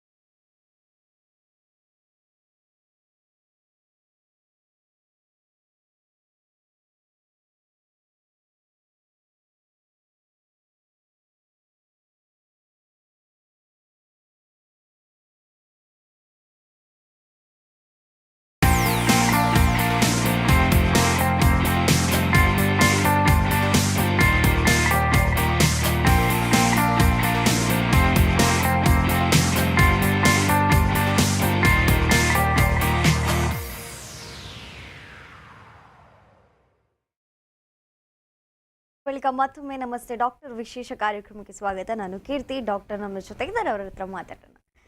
ಡಾಕ್ಟರ್, ಮೆಡಿಸಿನ್ಸ್ಗಳ ಬಗ್ಗೆ ಮಾತಾಡ್ತಾ ಇದ್ವಿ. ಯಾವ ರೀತಿ ಮೆಡಿಸಿನ್ ಇರುತ್ತೆ ಅಂತ ಬಹುಶಃ ನನಗೊಂದು ಪರ್ಸ್ನಲ್ ಆಗಿ ಕ್ಯೂರಿಯಾಸಿಟಿ. ಯಾವ ರೀತಿ ಮೆಡಿಸಿನ್ಗಳನ್ನು ಕೊಡ್ತೀರಾ? ಯಾವುದೆಲ್ಲ ಪ್ರಿಕಾಷನ್ಸ್ಗಳು ಅವರವರೇ ತಗೊಳ್ಬೇಕಾಗತ್ತೆ? ಹೇಗೆ ಅದನ್ನು ಪ್ರಿವೆಂಟ್ ಮಾಡ್ಬೋದು? ಯಾವ ರೀತಿ ಮೆಡಿಸಿನ್ ಯಾವ ರೀತಿ ಇರುತ್ತೆ? ಇದಕ್ಕೆ ಮೆಡಿಸಿನ್ಸ್ ಅಂದರೆ ಮೇಯ್ನ್ಲಿ ಒಂದು ಈ HIV ಏನು ಕ್ರಿಮಿ ಇದೆ ಅಂದರೆ HIV ವೈರಸ್ ಇದೆ, ಇದು ರೆಪ್ಲಿಕೇಟ್ ಅಂದರೆ ಅದು ಡಬಲ್ ಆಗಿ ದೇಹದಲ್ಲಿ ಇನ್ಕ್ರೀಸ್ ಆಗ್ತಾ ಹೋಗುತ್ತಲ್ಲ, ಅದನ್ನು ಅವಾಯ್ಡ್ ಮಾಡಲಿ, ಅದನ್ನು ಕಡಿಮೆ ಮಾಡಲಿಕ್ಕೆ ಅದು ಒಂದು ಥರ ಮೆಡಿಸಿನು. ಮತ್ತು ನೆಕ್ಸ್ಟ್ ಥರದ ಮೆಡಿಸಿನ್ಸ್ ಅಂದರೆ ಈ HIV ಸಿಂಡ್ರೋಮ್ ಅಂದರೆ ಇಮ್ಯೂನ್ ಡಿಫಿಷಿಯನ್ಸಿ ಆದಾಗ ಯಾವ್ಯಾವ ಕಾಯಿಲೆ ಬರುತ್ತಲ್ಲ ಅದಕ್ಕೆ ಮೆಡಿಸಿನ್ಸ್. ಸೊ ಈ ಥರ ಸಪ್ರೇಟ್ ಕ್ಲಾಸಿಫಿಕೇಶನ್ ಮಾಡಿ ಮಾತಾಡುವ. ಈಗ ಮೊದಲಾಗಿ HIV ಕೊಡುವ ಮೆಡಿಸಿನ್ ಅಂದರೆ HIV ಯಾಕೆ ಕೊಡ್ತೇವೆ? ಆ ವೈರಸ್ ಲೋಡ್ ಕಡಿಮೆ ಮಾಡಲಿಕ್ಕೆ ದೇಹದಲ್ಲಿ. ಓಕೆ, ಇದರಲ್ಲಿ ಮೆಡಿಸಿನ್ಸ್ ಯೂಶಲಿ ಟ್ಯಾಬ್ಲೆಟ್ಸ್ ಬರೋದು ಎಲ್ಲ. ಟ್ಯಾಬ್ಲೆಟ್ಸ್ ಎಲ್ಲ ಅದು ಡೈಲಿ ತಗೊಳ್ಲಿಕ್ಕೂ ಇರ್ತದೆ. ಅದರಲ್ಲಿ ಬೇರೆ ಬೇರೆ ಟ್ಯಾಬ್ಲೆಟ್ಸ್ ಉಂಟು. ಒಂದು ಎಕ್ಸಾಂಪಲ್ ಹೇಳ್ತೇನೆ ನಿಮಗೆ. ಇಂಡಿನಾವಿರ್ ಅಂತ ಬರ್ತದೆ, ಜುಡೋಡಿನ್ ಅಂತ ಬರ್ತದೆ. ಅದು ತುಂಬಾ ಹೆಸರುಗಳು ಉಂಟು. ಅದರಲ್ಲಿ ನ್ಯೂಯರ್ ಟ್ಯಾಬ್ಲೆಟ್ಸ್ ಉಂಟು, ಇಂಜೆಕ್ಷನ್ಸ್ ಕೂಡ ಉಂಟು. ಆಯ್ತಾ, ಇದೆಲ್ಲ ಡೈಲಿ ತಗೊಳ್ಳೋದಿದೆ, ಇದರಲ್ಲಿ ಗ್ಯಾಪ್ ಬಿಟ್ಟು ತಗೊಳ್ಳೋದಿದೆ. ಇದೆಲ್ಲ ಈಗ ಹೇಗೆ ಡಿಸೈಡ್ ಮಾಡ್ತೇವೆ, ಇದು ಡೈಲಿ ಕೊಡಬೇಕಾ ಗ್ಯಾಪ್ ಬಿಟ್ಟು ಕೊಡಬೇಕಾ, ಇದೆಲ್ಲ ಹೇಗೆ ಡಿಸೈಡ್ ಮಾಡ್ತೇವೆ ಅಂತಂದರೆ, ಒಂದು ಪೇಷಂಟ್ನ ಸಿಂಪ್ಟಮ್ಮು ಯಾವ ಸ್ಟೇಜಲ್ಲಿದ್ದಾರೆ, ಮತ್ತು ಮೂರನೇದು CD4 ಕೌಂಟ್ ಅಂತ ಮಾಡ್ತಾರೆ. CD4 ಕೌಂಟ್ ಅಂದರೆ ಈಗ ರಕ್ತ ಕಣಗಳು ಚೆಕ್ ಮಾಡ್ತೇವಲ್ವಾ, ಆ ರಕ್ತ ಕಣಗಳ ಒಂದು ಭಾಗ CD4 ಅಂತಂದರೆ. ಆಯಿತಾ, ಈಗ ನೀವು ಡೆಂಗೋಲಾದ ಕೇಳಿರ್ಬೋದಲ್ಲ, ರಕ್ತ ಕಣ ಕಡಿಮೆ ಆಯಿತು, ಪ್ಲೇಟ್ಲೆಟ್ಸ್ ಕಡಿಮೆ ಆಯಿತು, ಟೋಟಲ್ ಕೌಂಟ್ಸ್ ಕಡಿಮೆ ಆಯಿತು, ಅದೇ ಥರ ಒಂದು ಭಾಗ ಇದು CD4 ಕೌಂಟ್ ಅಂತ ಹೇಳಿದ್ರೆ. ಈ CD4 ಕೌಂಟನ್ನ ನೋಡ್ಕೊಂಬಿಟ್ಟು ಈ HIV ಸಿವಿಯಾರಿಟಿ ಲೆಕ್ಕ ಹಾಕ್ತಾರೆ. ಅಂದರೆ ಈಗ CD4 ಕೌಂಟ್ ಲೆಸ್ ದ್ಯಾನ್ 1500 ಬಂದರೆ ಅದು ಮೈಲ್ಡ್, 1500 1000 to 1500 ಬಂದರೆ ಮೈಲ್ಡ್. ಈಗ 1500 1000 ಮಾಡ್ರೇಟ್, 500 ಕಡಿಮೆ ಬಂದರೆ ಸಿವಿಯರ್. ಈ ಥರ ಜನರಲ್ ಕ್ಲಾಸಿಫಿಕೇಶನ್ ಇರೋದು. ಮಾತ್ರ ಗೌರ್ಮೆಂಟ್ ಆಗಾಗ್ಲಿಂದ ಗೈಡ್ಲೈನ್ಸ್ ಹೊರಡಿಸ್ತಾರೆ. As per the new research ಎಷ್ಟು ಕಡಿಮೆ ಇದ್ದರೆ ಟ್ಯಾಬ್ಲೆಟ್ಸ್ ಕೊಡಬೇಕು. ಅದೆಲ್ಲ ART ಸೆಂಟ್ರಿಗೆ ಗೌರ್ಮೆಂಟದು ಯಾವ ಡಿಪಾರ್ಟ್ಮೆಂಟ್ ಇರುತ್ತೆ ರಿಸರ್ಚ್ ಮಾಡಿ ಹೇಳ್ತಾ ಇರುತ್ತೆ. ಅದು ಮುಂಚೆ 200ಕ್ಕಿಂತ ಕಡಿಮೆ ಬಂದರೆ ಟ್ಯಾಬ್ಲೆಟ್ ಸ್ಟಾರ್ಟ್ ಮಾಡಬೇಕು ಅಂತ ಇತ್ತು. ಇವಾಗ 300ಕ್ಕಿಂತ ಕಡಿಮೆ ಬಂದ್ರೇ ಸ್ಟಾರ್ಟ್ ಮಾಡಬೇಕು ಅಂತ ಇದೆ CD4 ಕೌಂಟ್. ಸೊ ಟ್ಯಾಬ್ಲೆಟ್ಸ್, ಈ tablets long time once started. ಈಗ ಯಾರಿಗಾದ್ರೂ CD4 ಕೌಂಟ್ ಅಷ್ಟೆಲ್ಲ ಕಡಿಮೆ ಬಂದರೆ ಅದು ಇನ್ನೂ ಲಾಂಗ್ ಟೈಮೇ ಇರುತ್ತೆ, ಲೈಫ್ ಲಾಂಗ್ ಟ್ಯಾಬ್ಲೆಟ್ಸ್. ಅದಲ್ಲದೆ ಇದು ಜಸ್ಟ್ 5 days 10 days ಬೇರೆ ಆ್ಯಂಟಿಬಯೋಟಿಕ್ ಕೊಡೋ ಥರ ಕೋರ್ಸ್ ಅಲ್ಲ, ಇದು ಅವರ ಜೀವನ ಪರ್ಯಂತ. ಇದರಲ್ಲಿ ಡೋಸ್ ಹೆಚ್ಚು ಕಡಿಮೆ ಮಾಡೋದು ಒಂದು ಸಿಂಪ್ಟಮ್ಸು, ಎರಡನೇದು CD4 ಕೌಂಟು, ಮೂರನೇದು ಅದರಿಂದ ಏನೋ ಸೈಡ್ ಎಫೆಕ್ಟ್ ಅಥವಾ ಕಾಂಪ್ಲಿಕೇಶನ್ಸ್ ಆದರೆ ಅದ್ರ ಪ್ರಕಾರ ಇದನ್ನು ವ್ಯತ್ಯಾಸ ಮಾಡ್ತಾರೆ ಟ್ಯಾಬ್ಲೆಟ್ಸ್. ಮತ್ತು ಇದು ಇನ್ನೊಂದು ವಿಷಯ ಹೇಳ್ದೆ ಆಗಲೇ ನಿಮಗೆ, ಪ್ರೆಗ್ನೆನ್ಸಿಯಲ್ಲಿ ಡೋಸ್ ಅಡ್ಜಸ್ಟ್ಮೆಂಟ್ಸ್. ಇವಾಗ ಒಂದು ನಾರ್ಮಲ್ ಪರ್ಸನ್ಗೆ ಕೊಡುವಷ್ಟೇ ಒಂದು ಪ್ರೆಗ್ನೆಂಟ್ ಲೇಡಿ ಕೊಡೋದಿಲ್ಲ, ಡೋಸ್ ಅಡ್ಜಸ್ಟ್ಮೆಂಟ್ ಇರುತ್ತೆ. ಮತ್ತು ವೆಯ್ಟ್ ಪ್ರಕಾರ ಒಂದು 120 kg ಇರೋರಿಗೆ ಬೇರೆ, ಒಂದು 50 kg ಇರೋರಿಗೆ ಬೇರೆ ಡೋಸ್ ಅಡ್ಜಸ್ಟ್ಮೆಂಟ್ಸ್. ಸೊ ಹೆಚ್ಚು ಕೊಡಬೇಕಾಗುತ್ತೆ ವೆಯ್ಟ್ ಹೆಚ್ಚಿದ್ರೆ, that's a common thing, everyone knows. So ಈ ಥರ ಡೋಸಸ್ ಚೇಂಜ್ ಮಾಡ್ಕೊಳ್ಬೇಕಾಗುತ್ತೆ. ಮತ್ತು ಡ್ರಗ್ಸಲ್ಲಿ ತುಂಬ ಟೈಪ್ ಇದೆ. ಮುಂಚೆ ಹಾರ್ಟ್ ರೆಜಿಮ್ ಅಂತ ಇತ್ತು, HART ರೆಜಿಮ್ ಅಂತ ಇತ್ತು. ಅದರಲ್ಲಿ ಈ HART ಅಂದರೆ these are the names for the drugs which are using. H-ಇಂದ ಮತ್ತು A-ಇಂದ ಸ್ಟಾರ್ಟ್ ಆಗೋದು, ಆ ಥರ ಯೂಸ್ ಮಾಡ್ತಾಯಿದ್ರು. ಬಟ್ ಇವಾಗ ಹಾರ್ಟ್ ರೆಜಿಮ್ ಅಂತ ಅಲ್ಲ, ಅದೆಲ್ಲ ರೆಜಿಮೆನ್ಸ್ ಎಲ್ಲ ತುಂಬ ಚೇಂಜ್ ಆಗಿದೆ. ಮತ್ತು ಈ ಗೌರ್ಮೆಂಟು ಆವಾಗಿಂದ ಆವಾಗ ಗೈಡ್ಲೈನ್ಸ್ ಕೊಡ್ತಾರೆ ಯಾವ್ದು ಯೂಸ್ ಮಾಡಬೇಕು ಅಂತ. ಯಾವ್ಯಾವ ಹೊಸ ಡ್ರಗ್ ಬರುತ್ತೆ ಅದು ಕಾಮನ್ ಆಗಿ ಯೂಸ್ ಮಾಡ್ಲಿಕ್ಕೆ ಶುರು ಮಾಡ್ತಾರೆ. ಓಕೆ, ಸೊ ಇದರಿಂದ ಯಾವ ರೀತಿಯ ಸೈಡ್ ಎಫೆಕ್ಟ್ಗಳು ಇದೆ ಅಂತ ಹೇಳಿ. ಯಾಕಂತ ಹೇಳಿದ್ರೆ ಮೆಡಿಸಿನ್ ತಗೊಳ್ತೇವೆ ಅಂತ ಹೇಳಿದ್ರೆ ಡಾಕ್ಟರ್ಸ್ಗೂ ಗೊತ್ತು ಅತಿ ಆದರೆ ಅಮೃತವು ವಿಷ ಅಂತ. ಸೊ ಸೈಡ್ ಎಫೆಕ್ಟ್ ಆಬ್ವಿಯಸ್ಲಿ ಇದ್ದೇ ಇರುತ್ತೆ. ಯಾವ ರೀತಿ ಸೈಡ್ ಎಫೆಕ್ಟ್ಗಳಿರುತ್ತೆ? ಸೈಡ್ ಎಫೆಕ್ಟ್ ಮೇಯ್ನ್ಲಿ ಇದರಿಂದ ಬರೋದು ಒಂದು gastritis, because these are toxic medicines. All ಏನು HIV ಮೆಡಿಸಿನ್ಸ್ ಇದೆ ದೇ ಆರ್ ಆಲ್ ಸ್ಟ್ರಾಂಗ್, ನಿಮ್ಗೆ ಅರ್ಥ ಮಾಡ್ಕೊಳ್ಳಿಕ್ಕೆ. ಸೊ ಅದರಿಂದ ಮೇಯ್ನ್ ಗ್ಯಾಸ್ಟ್ರೈಟಿಸು, ಹೊಟ್ಟೆ ನೋವು ಬರೋದು, ಹೊಟ್ಟೆ ಉರಿ ಬರೋದು, ಇದು ಕಾಮನೆಸ್ಟ್. ಮತ್ತು ಇದನ್ನು ಪ್ರಿವೆಂಟ್ ಮಾಡಲಿಕ್ಕೆ ನಾವು ಗ್ಯಾಸ್ ಟ್ಯಾಬ್ಲೆಟ್ಸ್ ಎಲ್ಲ ಕೊಟ್ಟಿರ್ತೇವೆ, ಆದರೂ ಕೂಡ ಅದು ಸ್ವಲ್ಪ ಎಲ್ಲ ಬಂದೇ ಬರ್ತದೆ. ಮತ್ತು ನೆಕ್ಸ್ಟ್ ಬರೋದು ಲಿವರ್ ಮೇಲೆ ಸೈಡ್ ಎಫೆಕ್ಟ್ಸ್. ಲಿವರ್ ಡಿಸ್ಫಂಕ್ಷನ್ ಅಂತ ಆಗುತ್ತೆ. ಇನ್ನು ತುಂಬ ಸ್ಟೇಜ್ ಇದರಲ್ಲಿ ಕಂಡೀಷನ್ಸಲ್ಲಿ ಅದು ಹೋಗಿ ಜಾಂಡಿಸ್ ಕೂಡ ಆಗಬಹುದು. ಎಲ್ಲರಿಗೂ ಆಗುತ್ತೆ ಅಂತ ಅಲ್ಲ, ಬಟ್ ಪಾಸಿಬಿಲಿಟೀಸ್. ಅದಕ್ಕೆ ನಾವು ಏನು ಮಾಡ್ತಿರ್ತೇವೆ, ಒಂದು ಡ್ರಗ್ಸ್ ಸ್ಟಾರ್ಟ್ ಮಾಡಿದರೆ ಅದಕ್ಕೆಲ್ಲ ಅವರಿಗೆ ಒಂದು ಲಿವರ್ದು ಟೆಸ್ಟು, ಕಿಡ್ನಿದು ಟೆಸ್ಟು ರೆಗ್ಯುಲರ್ಲಿ ಮಾಡ್ತಾ ಇರ್ತೇವೆ. ಆಯಿತಾ, ಏನಾಗುತ್ತೆ ಅಂತ ನೋಡಲಿಕ್ಕೆ. ಅದೇನೋ ವ್ಯತ್ಯಾಸ ಬರ್ತಾ ಇದ್ರೆ, ಅಂದರೆ ಲಿವರ್ ಟೆಸ್ಟಲ್ಲಿ ವ್ಯತ್ಯಾಸ ಕಾಣಿಸ್ತು, ಕಿಡ್ನಿ ಟೆಸ್ಟಲ್ಲಿ ವ್ಯತ್ಯಾಸ ಕಾಣಿಸ್ತು, ಅವರಿಗೆ ಡೋಸನ್ನು ಕಡಿಮೆ ಮಾಡಿಕೊಡ್ತೇವೆ ಅಥವಾ ಬೇರೆ ಟ್ಯಾಬ್ಲೆಟ್ಸ್ ಏನು ಮಾಡ್ತೇವೆ. ಆ ಡ್ರಗ್ಸ್ ಯಾವ್ದು ಹೆಸರು ಇರುತ್ತೆ, ಈಗ ಒಂದು ಎಕ್ಸಾಂಪಲ್ ಟೆನೋಫೋವಿರ್ ಅಂತ ಟ್ಯಾಬ್ಲೆಟ್ ಇದೆ, ಅದು ಕಿಡ್ನಿಗೆ ತೊಂದರೆ ಕೊಡುತ್ತೆ.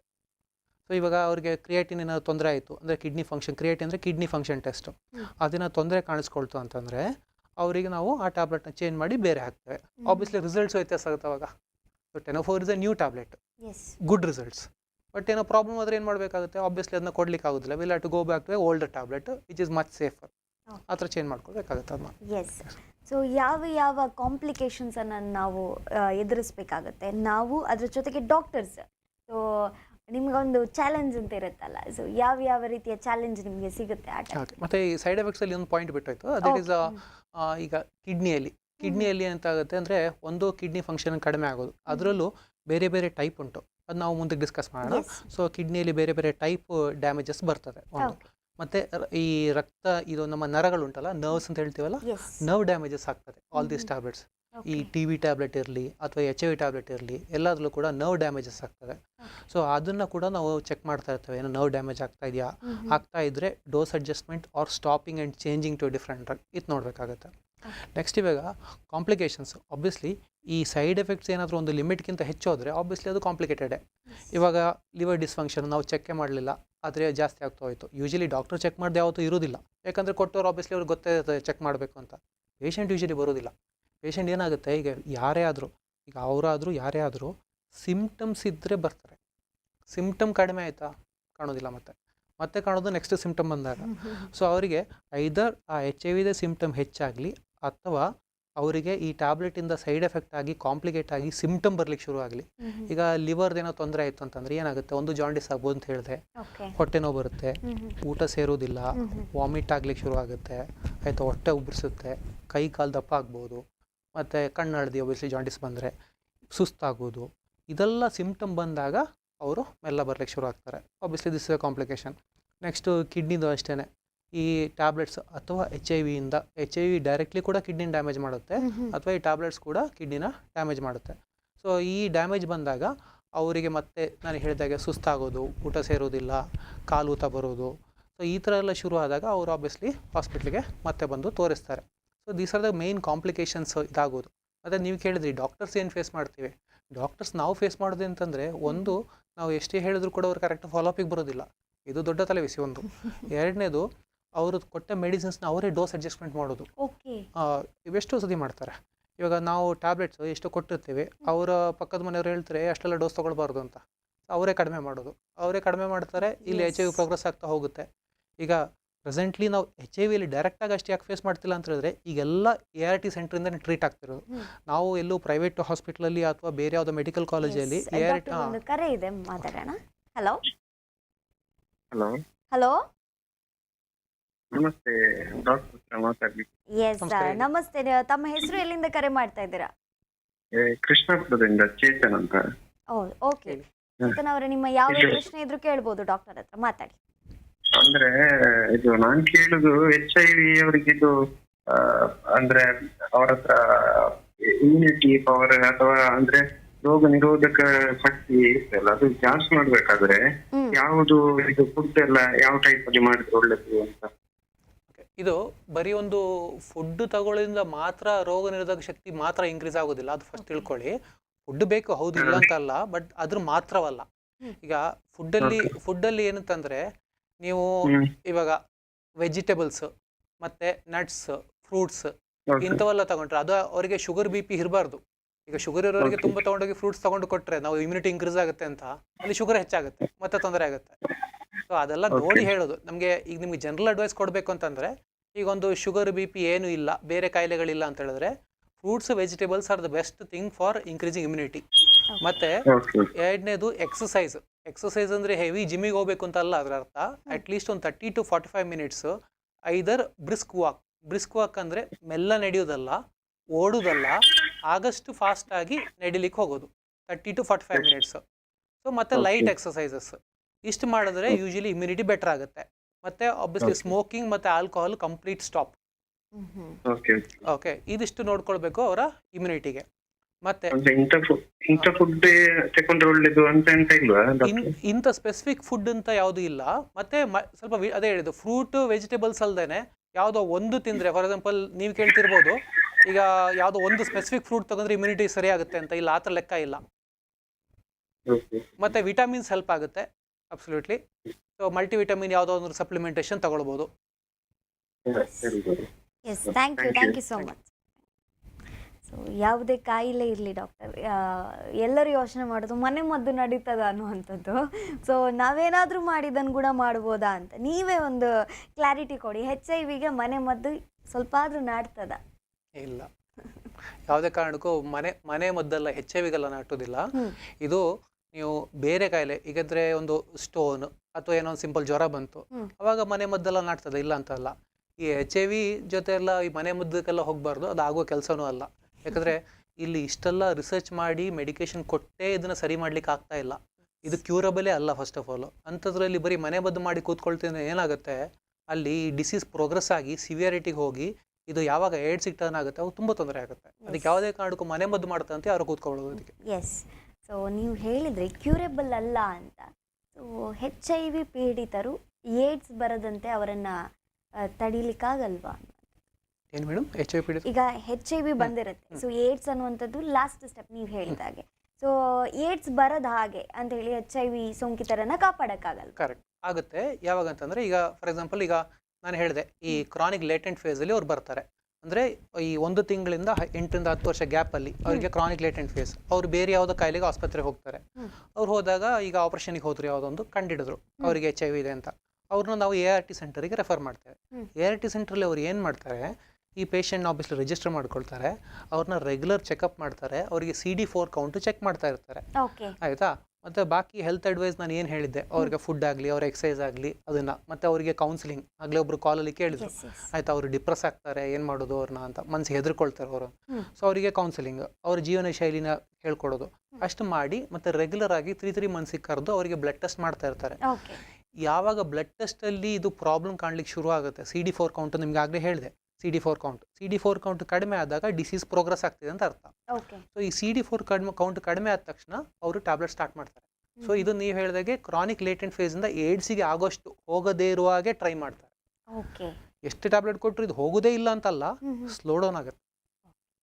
ಈಗ ಒಬ್ರು ಟೈಮ್ ಕೊಡುತ್ತೆ ಅಂದ್ರೆ ಈಗ ಒಂದು 8-10 ವರ್ಷಕ್ಕೆ ಟ್ರೀಟ್ಮೆಂಟ್ ಇಲ್ಲದೆ ಅವರು ಏಡ್ಸ್ ಆಗ್ತಾ ಇದ್ರೆ ಅವರಿಗೆ ಟ್ಯಾಬ್ಲೆಟ್ ಎಲ್ಲ ತಗೊಂಡ್ರೆ ಅದು 20-30-40 ವರ್ಷ ಆ ಏಡ್ಸ್ ಇದಕ್ಕೆ ಬರದೇ ಇರುವ ದೂರ ಮಾಡಬಹುದು. ಸೊ ಡಾಕ್ಟರ್, ತುಂಬಾ ಒಳ್ಳೆಯ ಮಾಹಿತಿ ನೀವೀಗ ಕೊಟ್ಟಿದ್ದೀರಾ. ಅದ್ರ ಬಗ್ಗೆ ಮಾತಾಡೋಣ ಒಂದು ವಿರಾಮದ ನಂತರ. ಸೊ ಮಾತುಕತೆ ಮುಂದುವರಿತದ ಒಂದು ಪುಟ್ಟ ವಿರಾಮದ ನಂತರ ಟೇಕ್ ಅ ಬ್ರೇಕ್.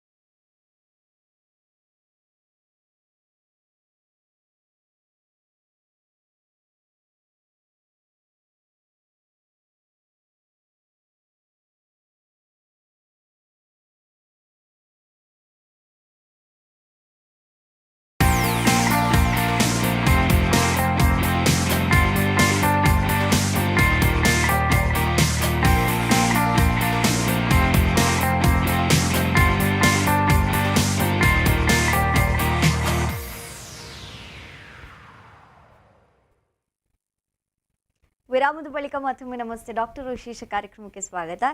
ಡಾಕ್ಟರ್ ಇದ್ದಾರೆ, ಬೇಗ ಬೇಗ ಅವರ ಹತ್ರ ಪ್ರಶ್ನೆಗಳನ್ನು ಕೇಳೋಣ. ಡಾಕ್ಟರ್ ಹೇಳ ಸಮಯ ಹೋದದೇ ಗೊತ್ತಿಲ್ಲ, ಅದ್ರ ಪ್ರಶ್ನೆಗಳು ಹಾಗೆ ಇವೆ. ಸೊ ಯೂರಾಲಜಿಸ್ಟ್, ಕಿಡ್ನಿ ಬಗ್ಗೆ ಟಾಪಿಕ್ ತೆಗೆದಿದ್ರೆ ಹೇಗೆ? ಸೊ ಕಿಡ್ನಿಗೆ ಯಾವ ರೀತಿ ಎಫೆಕ್ಟ್ ಆಗುತ್ತೆ ಈ HIV ಅನ್ನುವಂಥದ್ದು? ಕಿಡ್ನಿ ಯಾವ ರೀತಿ ತೊಂದರೆಗೊಳಗಾಗುತ್ತೆ? ಓಕೆ, ಇವಾಗ ಕಿಡ್ನಿಯಲ್ಲಿ ಮೇಯ್ನ್ HIV ಇಂದ ಏನಾಗುತ್ತೆ ಅಂತಂದ್ರೆ HIV ಅಸೋಸಿಯೇಟೆಡ್ ನೆಫ್ರೋಪತಿ ಅಂತ ಹೇಳ್ತೀವಿ. ಅದರ ಶಾರ್ಟ್ ಫಾರ್ಮ್ ಹೈವಾನ್ ಅಂತ ಹೇಳ್ತೀವಿ. ಅಂದ್ರೆ ಈ ಹಿಂದಿಯಲ್ಲಿ ಹೈವಾನ್ ಅಂದ್ರೆ ಗೊತ್ತಲ್ಲ, ಅದು ದೆವ್ವ ಅಂತ ಅರ್ಥ, ಆಯ್ತಾ? ಸೊ ಅದಷ್ಟು ಡೇಂಜರಸ್ ಅಂತ ಹೈವಾನ್ ಅಂದ್ರೆ, ಆಯ್ತಾ? Short form is HIV-AN. So ಅದರಲ್ಲಿ ಇದು ಹೋಗಿ ಈ ನಮ್ಮ ಎಲ್ಲಿ ಮೂತ್ರ ಪ್ರೊಡಕ್ಷನ್ ಆಗುತ್ತೆ, ಮೂತ್ರ ಪ್ರೊಡಕ್ಷನ್ ನೀವು ಕಿಡ್ನಿ ಅಂತ ಹೇಳ್ತೀರಾ, ಬಟ್ ಅದರ ಸಣ್ಣ ಕಣಗಳು ಉಂಟಲ್ಲ, ನೆಫ್ರಾನ್ ಅಂತ, ಅದನ್ನ ಹೋಗಿ ಡ್ಯಾಮೇಜ್ ಮಾಡುತ್ತೆ. ಆ ನೆಫ್ರಾನ್ ಡ್ಯಾಮೇಜ್ ಮಾಡಿದಾಗ ಮೂತ್ರ ಪ್ರೊಡಕ್ಷನೇ ಕಡಿಮೆ ಆಗ್ತದೆ. ಮತ್ತೆ ಈ ಕಿಡ್ನಿಗೆ ಒಂದು 10 ಕೆಲಸ ಉಂಟು. ಕಿಡ್ನಿಗೆ 10 ಕೆಲಸ ಅಂದ್ರೆ ಏನೇನು? ಒಂದು, ಮೂತ್ರ ಪ್ರೊಡಕ್ಷನ್ ಉತ್ಪತ್ತಿ ಮಾಡೋದು. ಎರಡನೇದು ಉಪ್ಪಿನ ಅಂಶ ಸರಿ ಮಾಡೋದು. ಮೂರನೇದು ರಕ್ತ ಉತ್ಪತ್ತಿ ಮಾಡೋದು. ನಾಲ್ಕನೇದು ಆ್ಯಸಿಡ್ ಲೆವೆಲ್ ಸರಿ ಮಾಡೋದು. ಐದನೇದು BP ಸರಿ ಮಾಡೋದು. ಮತ್ತು ನಮ್ಮ ದೇಹದ ಬೇರೆ ಅಂಗಗಳ ಜೊತೆ ಮ್ಯಾನೇಜ್ಮೆಂಟ್, ಲಿವರ್ ಮತ್ತು ಹಾರ್ಟಿನ ಜೊತೆ ಬ್ಯಾಲೆನ್ಸ್ ಮಾಡೋದು. ಈ ಥರ ಬೇರೆ ಬೇರೆ ಕೆಲಸಗಳು 10 ಕೆಲಸ ಉಂಟು ಟೋಟಲ್. ಇದರಲ್ಲಿ ಒಂದೊಂದನೇ ಡ್ಯಾಮೇಜ್ ಮಾಡ್ತಾ ಬರುತ್ತೆ. ಅದು ಮೈನ್ ಡ್ಯಾಮೇಜ್ ಮಾಡೋದು ಮೂತ್ರ ಪ್ರೊಡಕ್ಷನ್ ಕಡಿಮೆ ಆಗ್ತದೆ. ಮೂತ್ರ ಪ್ರೊಡಕ್ಷನ್ ಕಡಿಮೆ ಆದ ತಕ್ಷಣ ಏನಾಗ್ತದೆ? ಮುಖ ಊತ ಬರೋದು, ಹೊಟ್ಟೆ ಊತ ಬರೋದು, ಕಾಲು ಊತ ಬರೋದು, ಈ ಥರ ಶುರು ಆಗ್ತದೆ. ಮತ್ತು ನೆಕ್ಸ್ಟ್ ಆಗೋದು ಈ ಇದರಿಂದನೇ HIV ಇಂದ ಇಮ್ಯುನಿಟಿ ಪವರ್ ಕಡಿಮೆ ಆಗುತ್ತೆ ಅಂತ ಆಗಲೇ ಮಾತಾಡಿದ್ವಿ. ಇಮ್ಯುನಿಟಿ ಪವರ್ ಕಡಿಮೆ ಆದ ತಕ್ಷಣ ಏನಾಗುತ್ತೆ? ಇನ್ಫೆಕ್ಷನ್ ಶುರು ಆಗುತ್ತೆ. ಈಗ ಸಣ್ಣ ಪುಟ್ಟ ಒಂದು ಮೂತ್ರ ಇನ್ಫೆಕ್ಷನ್ ಆದಾಗಲೇ ಎಷ್ಟೋ ವಾರಗಟ್ಟಲೆ ಅದು ಆ್ಯಂಟಿಬಯೋಟಿಕ್ ಅದೆಲ್ಲ ತೊಗೊಳ್ಬೇಕಾಗುತ್ತೆ, ಜ್ವರ ಬರಲಿಕ್ಕೆ ಶುರು ಆಗುತ್ತೆ. ಮತ್ತು ಒಮ್ಮೆ ಅದು ಕಿಡ್ನಿ ಇನ್ಫೆಕ್ಷನ್ ಶುರು ಆದರೆ ಅದನ್ನು ಸರಿ ಮಾಡೋದು ತುಂಬ ಕಷ್ಟ. ಒಂದು ನಾರ್ಮಲ್ ಪರ್ಸನ್ಗೆ ಕಿಡ್ನಿ ಇನ್ಫೆಕ್ಷನ್ ಆದರೆ ಸರಿ ಮಾಡೋದು ಈಸಿ, ಯಾಕಂದರೆ ಅವರ ಇಮ್ಯುನಿಟಿ ಸರಿ ಇರುತ್ತೆ. ನಾವು ಅವರಿಗೆ ಸಪೋರ್ಟ್ ಆ್ಯಂಟಿಬಯೋಟಿಕ್ಸ್ ಎಲ್ಲ ಕೊಟ್ಟರೆ ಸಾಕು. ಇವ್ರಿಗೆ ಹಾಗಲ್ಲ, ಇನ್ಫೆಕ್ಷನ್ ಬಂದಾಗ ಆ್ಯಂಟಿಬಯೋಟಿಕ್ ಕೊಡೋದು, ಬಟ್ ಇವರ ಇಮ್ಯುನಿಟಿ ಸರಿ ಇಲ್ಲ ಇಲ್ಲಿ.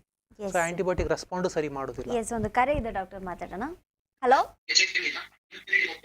Hello hello hello hello hello, ನಿಮ್ಮ ಟಿವಿ ವಾಲ್ಯೂಮ್ ಮ್ಯೂಟ್ ಮಾಡಿ ದಯವಿಟ್ಟು. ಹಲೋ ಸರ್, ಟಿವಿಯಿಂದ ದೂರ ಬನ್ನಿ ಸರ್, ಟಿವಿ ವಾಲ್ಯೂಮ್ ಮ್ಯೂಟ್ ಮಾಡಿ. ಟಿವಿಯಿಂದ ದೂರ ಬರ್ಬೇಕಾ? ಹೌದು, ಆಯ್ತಾಯ್ತು, ದೂರ ಬಂದಿದ್ದೇನೆ ಈಗ. ಎಸ್, ನಿಮ್ಮ ಪ್ರಶ್ನೆ ಕೇಳಿ. ತಾವು ಎಲ್ಲಿಂದ ಕರೆ ಮಾಡ್ತಿದ್ದೀರಾ? ತಮ್ಮ ಹೆಸರು? ನಾನು ವಿಟ್ಲದಿಂದ ಕರೆ ಮಾಡುದು. ನಮ್ಮ ಡಾಕ್ಟರ್ ಅಲ್ಲಿ ಸ್ವಲ್ಪ ಮಾತಾಡ್ಬೇಕಿತ್ತು. ನಮ್ಮ ಡಾಕ್ಟರ್ ಅವರು ಅವರ ಪ್ರೋಗ್ರಾಮ್ ಎಲ್ಲ ನೋಡಿ ನಮಗೆ ಬಹಳ ಸಂತೋಷ ಆಯ್ತು. ನೀವು ಡಾಕ್ಟರ್ ಹೇಗಿದ್ದೀರಿ ಅಂತ ಕೇಳಲಿಕ್ಕೆ ಕಾಲ್ ಮಾಡಿದ್ದ? ಹೌದೌದು. ನೀವು ಚೆನ್ನಾಗಿದ್ದೀರಾ? ಹಲೋ, ಅಸ್ಸಲಾಂ ವಾಲೇಕುಮ್. ಅಲೈಕುಮ್ ಸಲಾಮ್. मैं दाऊद बात कर रहा हूँ सर. हाँ, ಹೇಳಿ, ಏನಾಯ್ತು? क्या भी नहीं, ऐसा ही मेरी बेटी बोली डॉक्टर का प्रोग्राम चल रहा है, देखो करके ऐसा मैं देख के मेरे बहुत खुशी हुई, ऐसा फोन किया मैं. ठीक है ठीक है. ಸರ್, ದಯವಿಟ್ಟು ನೀವು ನಮ್ಮ ಭಾಷೆಯಲ್ಲಿ ಮಾತಾಡೋದು ನಮ್ಗೆ ಅರ್ಥ ಆಗ್ಬೋದು. ಎಲ್ಲರಿಗೂ ಹಿಂದಿ ಬರೋದಿಲ್ಲ, ಅದಕ್ಕೆ. ಆಯ್ತು, ಇದು ಚೆನ್ನಾಗಿದೆಯಲ್ವಾ? Okay okay thanks. Thank you. ಏನ್ ಡಾಕ್ಟರ್, ಎಷ್ಟು ಅಭಿಮಾನಿಗಳು ನಿಮಗೆ. ಎಸ್, ನಮ್ಮ ಸೀರಿಯಸ್ ಪ್ರಶ್ನೆಯನ್ನ ಎಲ್ಲೋ ತಗೊಂಡು ಹೋದ್ರು ಅವರು.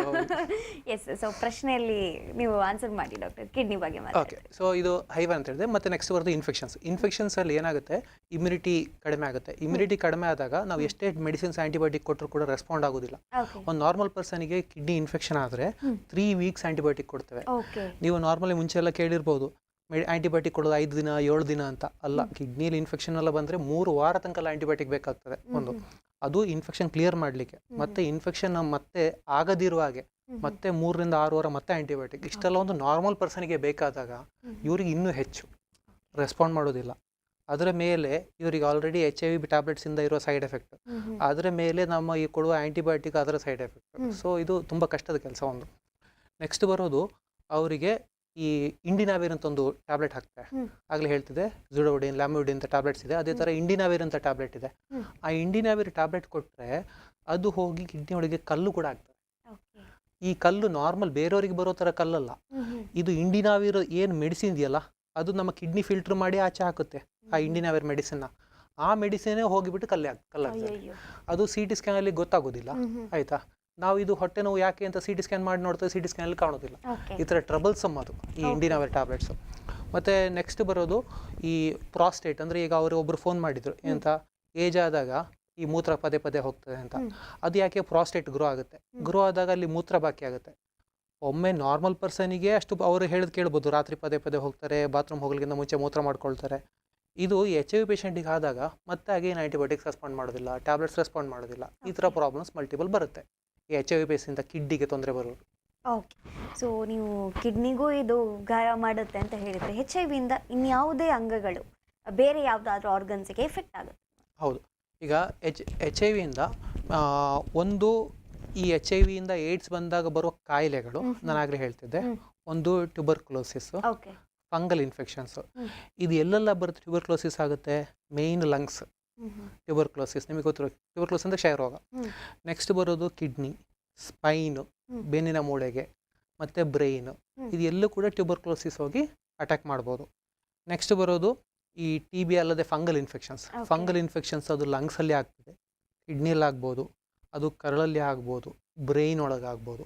ಸೊ ನಮ್ಮ ದೇಹದ ಎಲ್ಲ ಅಂಗ ಕವರ್ ಆಯಿತು ಇಲ್ಲಿ, ಮೆಜಾರಿಟಿ ಹಾರ್ಟ್. ಇವನ್ ಹಾರ್ಟಿಗೆ ಕೂಡ ಕಾರ್ಡಿಯೋಮಯೋಪತಿ ಅಂತ ಆಗ್ತದೆ. ಸೊ ನಮ್ಮ ದೇಹದ ಯಾವುದೇ ಅಂಗನ ಕೂಡ ಇದು ಬಿಡೋದಿಲ್ಲ. ಆಗೋಷ್ಟು ಇದರಿಂದ ದೂರ ಇರೋದೇ ಎಲ್ಲದಕ್ಕಿಂತ ಒಳ್ಳೆಯದು. ಎಸ್. ಸೊ ನೀವು ಎಚ್ ಐ ವಿ ಬಗ್ಗೆ ಮಾತಾಡುವಾಗ ಇದು ಕ್ಯೂರೇಬಲ್ ಅಲ್ಲ ಅಂತ ಒಂದು ಮಾತನ್ನು ಹೇಳಿದರೆ, ಯಾಕೆ ಇದನ್ನು ಗುಣ ಮಾಡಲಿಕ್ಕೆ ಆಗೋದಿಲ್ಲ? ಯಾಕಂತ ಹೇಳಿದ್ರೆ ವೈದ್ಯಕೀಯ ಕ್ಷೇತ್ರದಲ್ಲಿ ಆಗಿರುವಂಥ ಬದಲಾವಣೆಯನ್ನು ನೋಡಿದರೆ, ಈ ಕೊರೋನಾ ಅನ್ನುವಂಥ ಕಾಯಿಲೆ ಆಯಿತು ಮುಗಿತ್ತು ಜಗತ್ತು ಅಂತ ಹೇಳುವಾಗಲೇ ಯಾವುದೋ ಒಂದು ವ್ಯಾಕ್ಸಿನ್ ಬರುತ್ತೆ, ನಾವೊಂದು ಧೈರ್ಯದಿಂದ ಮತ್ತೆ ಹೊಸ ಬದುಕನ್ನು ಸ್ಟಾರ್ಟ್ ಮಾಡ್ತೇವೆ. ಆದರೆ ಎಚ್ ಐ ವಿ ತುಂಬ ವರ್ಷಗಳ ಹಿಂದೆಯಿಂದ ಇರುವಂಥದ್ದು. ಇದಕ್ಕೆ ಯಾಕೆ ಇನ್ನೂ ಒಂದು ಕರೆಕ್ಟ್ ಸೊಲ್ಯೂಷನ್ ಹುಡುಕ್ಲಿಕ್ಕೆ ಆಗಲಿಲ್ಲ? ಓಕೆ, ಅದು ಏನಕ್ಕೆ ಅಂತಂದರೆ, ಈಗ ನಾವು ಯಾವುದೇ ಮೆಡಿಸಿನ್ಸ್ ಯಾವಾಗ ಕ್ರಿಯೇಟ್ ಮಾಡ್ತೇವೆ ಅಂತಂದರೆ, ಈಗ ಒಂದು ಪ್ಲಗ್ ಆ್ಯಂಡ್ ಪಿನ್ ಸಿಸ್ಟಮ್. ಈಗ ನಾವೊಂದು ಪಿನ್ ಹಾಕಬೇಕಾದ್ರೆ ಪ್ಲಗ್ ಇರುತ್ತೆ, ಅದರಲ್ಲಿ ಈ ಥರ 3 ಹೋಲ್ಸ್ ಇರುತ್ತೆ, ಅದಕ್ಕೆ ಹೋಗಿ ಪಿನ್ ಹಾಕ್ತೇವೆ. ಅದೇ ಥರ ಎಲ್ಲ ಮೆಡಿಸಿನ್ಸ್ ಮಾಡೋದು. ಅದನ್ನ ಈ ಯಾವುದೇ ಕ್ರಿಮಿ ಇರಲಿ ಅದರ ಮೇಲೆ ಹೋಗಿ ಅದಕ್ಕೊಂದು ಸ್ಪೆಸಿಫಿಕ್ ಶೇಪ್ ಇರುತ್ತೆ, ಯಾವುದೊಂದು XYZ ಯಾವ್ದು ಶೇಪ್ ಇರುತ್ತೆ, ಆ ಶೇಪಿಗೆ ಹೋಗಿ ಕವರ್ ಮಾಡಲಿಕ್ಕೆ ನಮ್ಮ ಮೆಡಿಸಿನ್ಸ್ ಹೋಗಿ. ಇಲ್ಲಾಂದರೆ ಮೆಡಿಸಿನ್ ಗೊತ್ತಾಗೋದಿಲ್ಲಲ್ಲ ಅದು ಅಲ್ಲಿ ಹೋಗಿ ಅಟ್ಯಾಕ್ ಮಾಡಬೇಕಂತ. ಈ ಎಚ್ ಐ ವಿ ಏನು ಮಾಡುತ್ತೆ, ಇದರ ಶೇಪ್ನ ಚೇಂಜ್ ಮಾಡ್ತಾ ಇರುತ್ತೆ. ಇದರ ಸ್ಟ್ರಕ್ಚರ್, ಇದೇನು ಅಂಡರ್ಲೈಯಿಂಗ್ ಸ್ಟ್ರಕ್ಚರ್ ಇರುತ್ತೆ, ಇದನ್ನು ಚೇಂಜ್ ಮಾಡ್ತಾ ಹೋಗುತ್ತೆ. ಸೊ ನಾವು ಒಂದು ಮೆಡಿಸಿನ್ ಮಾಡೋಷ್ಟಿಗೆ ಅದರ ಸ್ಟ್ರಕ್ಚರ್ನ ಚೇಂಜ್ ಮಾಡುತ್ತೆ. ಸೊ ಅದರ ಮೇಲೆ ಅಟ್ಯಾಕ್ ಮಾಡಲಿಕ್ಕೆ ಆಗೋದಿಲ್ಲ. ಅದಕ್ಕಾಗಿ ಎಲ್ಲ ಮೆಡಿಸಿನ್ಸ್ ಯಾವುದು ಕೂಡ ಇಲ್ಲಿ ತನಕ ಇದೆ, ಇದೆಲ್ಲ ನಾನು ಆಗಲೇ ಹೇಳಿದೆ, ರೆಪ್ಲಿಕೇಶನ್ ಅಂದರೆ ಇದು ಮಲ್ಟಿಪ್ಲೈ ಆಗೋದನ್ನ ಸ್ಲೋ ಮಾಡುತ್ತೆ ಹೊರತು ಆ ಇರೋದನ್ನ ಸಾಯಿಸ್ಲಿಕ್ಕೆ ಆಗೋದಿಲ್ಲ. ಅದೇ ನಾನು ನಿಮ್ಗೆ ಆಗಲೇ ಮೆನ್ಷನ್ ಮಾಡಿದ್ದು, ಎಲ್ಲ ಟ್ಯಾಬ್ಲೆಟ್ಸು ಕೂಡ ರೆಪ್ಲಿಕೇಶನ್ ಅಂದರೆ ಇದು 2ರಿಂದ 4, 4ರಿಂದ 8, 8ರಿಂದ 16 ಆಗೋದನ್ನ ಸ್ಲೋ ಮಾಡುತ್ತೆ ಹೊರತು ಇದನ್ನು ಫುಲ್ಲು ಸ್ಟಾಪ್ ಮಾಡಲಿಕ್ಕೆ ಅಂತೂ ಅದಕ್ಕೆ ಆಗೋದಿಲ್ಲ. ಈ ವ್ಯಾಕ್ಸಿನು ಅಷ್ಟೇ. ಈಗ ನೀವು ಕೋವಿಡ್ ನೋಡಿರ್ಬೋದು, ಆ ಕೋವಿಡ್ ಏನು 1-2 ವರ್ಷ ಎಲ್ಲ ಕಡೆ ಎಫೆಕ್ಟ್ ಆಯಿತು. ಅಷ್ಟು ಟೈಮಲ್ಲಿ ಎಷ್ಟೋ ಕಂಪ್ನಿಗಳು ವ್ಯಾಕ್ಸಿನ್ ಮಾಡಿ ಆಯಿತು, ವ್ಯಾಕ್ಸಿನ್ ನಾವು ಕೊಟ್ಟು ಆಯಿತು ಎಲ್ಲರಿಗೂ. ಸೊ ಅದರಲ್ಲಿ ತುಂಬ ರಿಸಲ್ಟ್ಸು ಚೆನ್ನಾಗಿತ್ತು. ಮಾತ್ರ ಇದು ಆ ಥರ ಮಾಡ್ಲಿಕ್ಕೆ ಆಗ್ತಾ ಇಲ್ಲ. ಯಾಕೆ ಮಾಡ್ಲಿಕ್ಕೆ ಆಗ್ತದೆ? ರೀಸನ್ ಅಷ್ಟೇ, ಇದು ಇದರ ಶೇಪ್ ಚೇಂಜ್ ಮಾಡ್ತಾ ಇದೆ. ನೀವು ಇನ್ಫ್ಲುಯೆನ್ಸಾ ವೈರಸ್ ನೋಡಿರ್ಬೋದು. ಇನ್ಫ್ಲುಯೆನ್ಸಾ ವೈರಸ್ಸು ಅಷ್ಟೇ, ಒಂದು ಸೀಸನ್ನಲ್ಲಿ ಅದು ಯಾವ ಶೇಪ್ ಇರುತ್ತೆ ಆ ಶೇಪ್ ನೆಕ್ಸ್ಟ್ ಸೀಸನ್ಲಿ ಇರೋದಿಲ್ಲ. ಅದಕ್ಕೆ ಈ ಇನ್ಫ್ಲುಯೆನ್ಸಾ ಇದಕ್ಕೆ ವ್ಯಾಕ್ಸಿನ್ ಏನು ಕೊಡ್ತೇವೆ, ಈಗ ನೀವು ಬೇರೆ ಒಂದು ಕಂಟ್ರಿಗೆ ಟ್ರಾವೆಲ್ ಮಾಡಬೇಕಂದ್ರೆ ಇನ್ಫ್ಲುಯೆನ್ಸಾ ವ್ಯಾಕ್ಸಿನ್ ತೊಗೊಳ್ಬೇಕು, ಇಲ್ಲಾಂದ್ರೆ ಅಲ್ಲಿ ಬಿಡೋದಿಲ್ಲ ಟ್ರಾವೆಲ್ ಮಾಡಲಿಕ್ಕೆ. ಸ್ಪೆಸಿಫಿಕ್ ಕಂಟ್ರೀಸಿಗೆ, ಸ್ವಲ್ಪ ಕಂಟ್ರೀಸಿಗೆ ಯೆಲ್ಲೋ ಫೀವರ್ ವ್ಯಾಕ್ಸಿನ್ ತೊಗೊಳ್ಬೇಕು, ಸ್ವಲ್ಪ ಕಂಟ್ರೀಸಿಗೆ ಮೆನಿಂಜೈಟಿಸ್ ವ್ಯಾಕ್ಸಿನ್ ತೊಗೊಳ್ಬೇಕು. ಅದೇ ಥರ ಇನ್ಫ್ಲುಯೆನ್ಸಾ ವ್ಯಾಕ್ಸಿನ್ಸ್ ಎಲ್ಲಿ ಹೋಗಬೇಕು ಅಲ್ಲಿ ತೊಗೊಳ್ಬೇಕು ಅಂತಂದರೆ ಆ ಕಂಟ್ರಿಯಲ್ಲಿ ಯಾವ ಸ್ಟ್ರೈನ್ ಇದೆ ಆ ಸ್ಟ್ರೈನ್ದು ಸ್ಪೆಸಿಫಿಕ್ ಇದು ಬೇಕು. ಅಂದರೆ ಇವಾಗ ರನ್ನಿಂಗ್ ಯಾವ ಸ್ಟ್ರೈನ್ ಇದೆ ಅದು ಕೊಟ್ಟರೆ ಮಾತ್ರ ಅಲ್ಲಿಗೆ ನಮಗೆ ಪರ್ಮಿಷನ್ ಸಿಗುತ್ತೆ ಹೋಗಲಿಕ್ಕೆ. ಸೊ ಅದೇ ಥರ ಎಚ್ ಐ ವಿ ಆವಾಗವಾಗ ಚೇಂಜ್ ಆಗ್ತಾ ಇರುತ್ತೆ. ಸೊ ಅದಕ್ಕೆ ಯಾವುದೇ ಕಾರಣಕ್ಕೂ ವ್ಯಾಕ್ಸಿನ್ ಮಾಡೋದು ತುಂಬ ತುಂಬ ಕಷ್ಟ. ಇಲ್ಲಿ ತನಕ ಆಗಿಲ್ಲ, ಲಾಸ್ಟ್ 60-70 ವರ್ಷ ಆಯಿತು, ಇಲ್ಲಿ ತನಕ ಆಗಿಲ್ಲ, ಇನ್ನು ಮುಂದೆ ಗೊತ್ತಿಲ್ಲ. ಸೊ ಆದಷ್ಟು ಬೇಗ ಅದಾಗಲಿ. ಸೊ ಎಚ್ ಐ ವಿ ಅನ್ನುವಂಥದ್ದು ಎಲ್ಲಿ ಹೆಚ್ಚಾಗಿ ಕಾಣಿಸುತ್ತೆ? ಈಗ ನಮ್ಮ ಭಾರತಕ್ಕೆ ಕಂಪೇರ್ ಮಾಡಿದರೆ ಇನ್ನು ಬೇರೆ ಯಾವ ದೇಶದಲ್ಲಿ ಹೆಚ್ಚಾಗಿ ಕಂಡು ಬರುತ್ತೆ? ಇನ್ನೊಂದು ನಮ್ಮ ಇಲ್ಲೇ ಸೌತ್ ಆ್ಯಂಡ್ ನಾರ್ತ್ ಅನ್ನುವಂಥ ಒಂದು ಡಿಫ್ರೆನ್ಸಲ್ಲಿ ನೋಡೋದಾದರೆ ಅದಕ್ಕಿಂತ ಹೆಚ್ಚಾಗಿ ಮುಖ್ಯವಾಗಿ ಸಿಟಿಯಲ್ಲಿಯ ಅಥವಾ ಹಳ್ಳಿ ಪ್ರದೇಶದಲ್ಲಿ ಈ ಏಡ್ಸ್ ಅಥವಾ ಎಚ್ ಐ ವಿ ಕಾಣಿಸ್ಕೊಳ್ಳುತ್ತೆ. ಓಕೆ, ಈಗ ಈ ಎಚ್ ಐ ವಿ ಹೇಗೆ ಸ್ಪ್ರೆಡ್ ಆಗುತ್ತೆ ಅಂತ ನಾವು ಮಾತಾಡಿದ್ವಿ. ಈಗ ಒಂದು ಅದರ ಬಗ್ಗೆ ಗೊತ್ತಿದ್ರೆ, ತಿಳುವಳಿಕೆ ಇದ್ದರೆ ಅದನ್ನ ಯಾರು ಸ್ಪ್ರೆಡ್ ಆಗ್ಲಿಕ್ಕೆ ಯಾರು ಸ್ವಂತಕ್ಕೆ ಬರಲಿ ಅಂತ ಯಾರು ನೋಡ್ಕೊಳ್ಳೋದಿಲ್ಲ, ಬರದೇ ಇರಂಗೆ ನೋಡ್ಕೊಳ್ತಾರೆ. ಆಯಿತಾ? ಸೊ ಇದು ಎಲ್ಲಿ ನಾಲೆಜ್ ಅಥವಾ ಎಲ್ಲಿ ಸ್ಕೂಲಿಂಗ್ ಕಡಿಮೆ ಇದೆ, ಸೊ ಅಂಥ population, low socio economic status, ಎಲ್ಲಿ ಸ್ಕೂಲಿಗೆ ಸರಿ ಹೋಗೋದಿಲ್ಲ, ಇನ್ಫಾರ್ಮೇಷನ್ ಸಿಗೋದಿಲ್ಲ ಅವರಿಗೆ, ಅಂಥ ಜಾಗದಲ್ಲಿ ಹೆಚ್ಚು. ಸೊ ಇದು ಈಗ ಫಾರ್ ಎಕ್ಸಾಂಪಲ್ ಆಫ್ರಿಕನ್ ಕಂಟ್ರೀಸಲ್ಲಿ ನಮಗೆಲ್ಲರಿಗೂ ಗೊತ್ತಿದೆ, ಅಲ್ಲಿ ಪಾವರ್ಟಿ ಇದೆ, ಆಯಿತಾ, ಅಲ್ಲಿ ಎಜುಕೇಷನ್ ಕಡಿಮೆ ಇದೆ, ಸೊ ಆಬ್ವಿಯಸ್ಲಿ ಅಲ್ಲಿ ಹೆಚ್ಚಿದೆ. ಅದೇ ಥರ ಯಾವ ಕಂಟ್ರೀಸಲ್ಲಿ ಬ್ಯಾಕ್ವರ್ಡ್ ಇದೆ, ಇನ್ನೂ ಡೆವಲಪ್ಮೆಂಟ್ ಆಗಿಲ್ಲ, ಅವರಿಗೆ ಊಟಕ್ಕೆ ಬಟ್ಟೆಗೂ ಕಷ್ಟ ಆಗ್ತಾ ಇದೆ, ಅಂಥ ಕಡೆ ಇದು ಜಾಸ್ತಿ ಪ್ರಾಬ್ಲಮ್. ಯಾಕಂದರೆ ಅವರಿಗೆ ನಾಲೆಜೇ ಇಲ್ಲ. ಅವರು ಈ ನಾವು ಏನೇನು ರೀಸನ್ಸ್ ಹೇಳಿದ್ವಿ ಸ್ಪ್ರೆಡ್ ಆಗೋಕ್ಕೆ, ಡ್ರಗ್ ಅಡಿಕ್ಷನ್ ಆಗಲಿ, ಇದು ಸೆಕ್ಷುವಲ್ ಕಾಂಟ್ಯಾಕ್ಟ್ ಆಗಲಿ, ಅಲ್ಲಿ ಹೆಚ್ಚಿದೆ ಅಲ್ಲಿ, ಅದಕ್ಕಾಗಿ ಅಲ್ಲಿ ಸ್ಪ್ರೆಡ್ ಹೆಚ್ಚಿದೆ. ಈಗ ನೀವು ಕೇಳಿದ್ರಿ ಸಿಟಿಯಲ್ಲ ಅಥವಾ ಸಣ್ಣ ಊರಲ್ಲ ಅಂತ. ಆಬ್ವಿಯಸ್ಲಿ ಸಿಟಿಯಲ್ಲಿ ಹೆಚ್ಚು.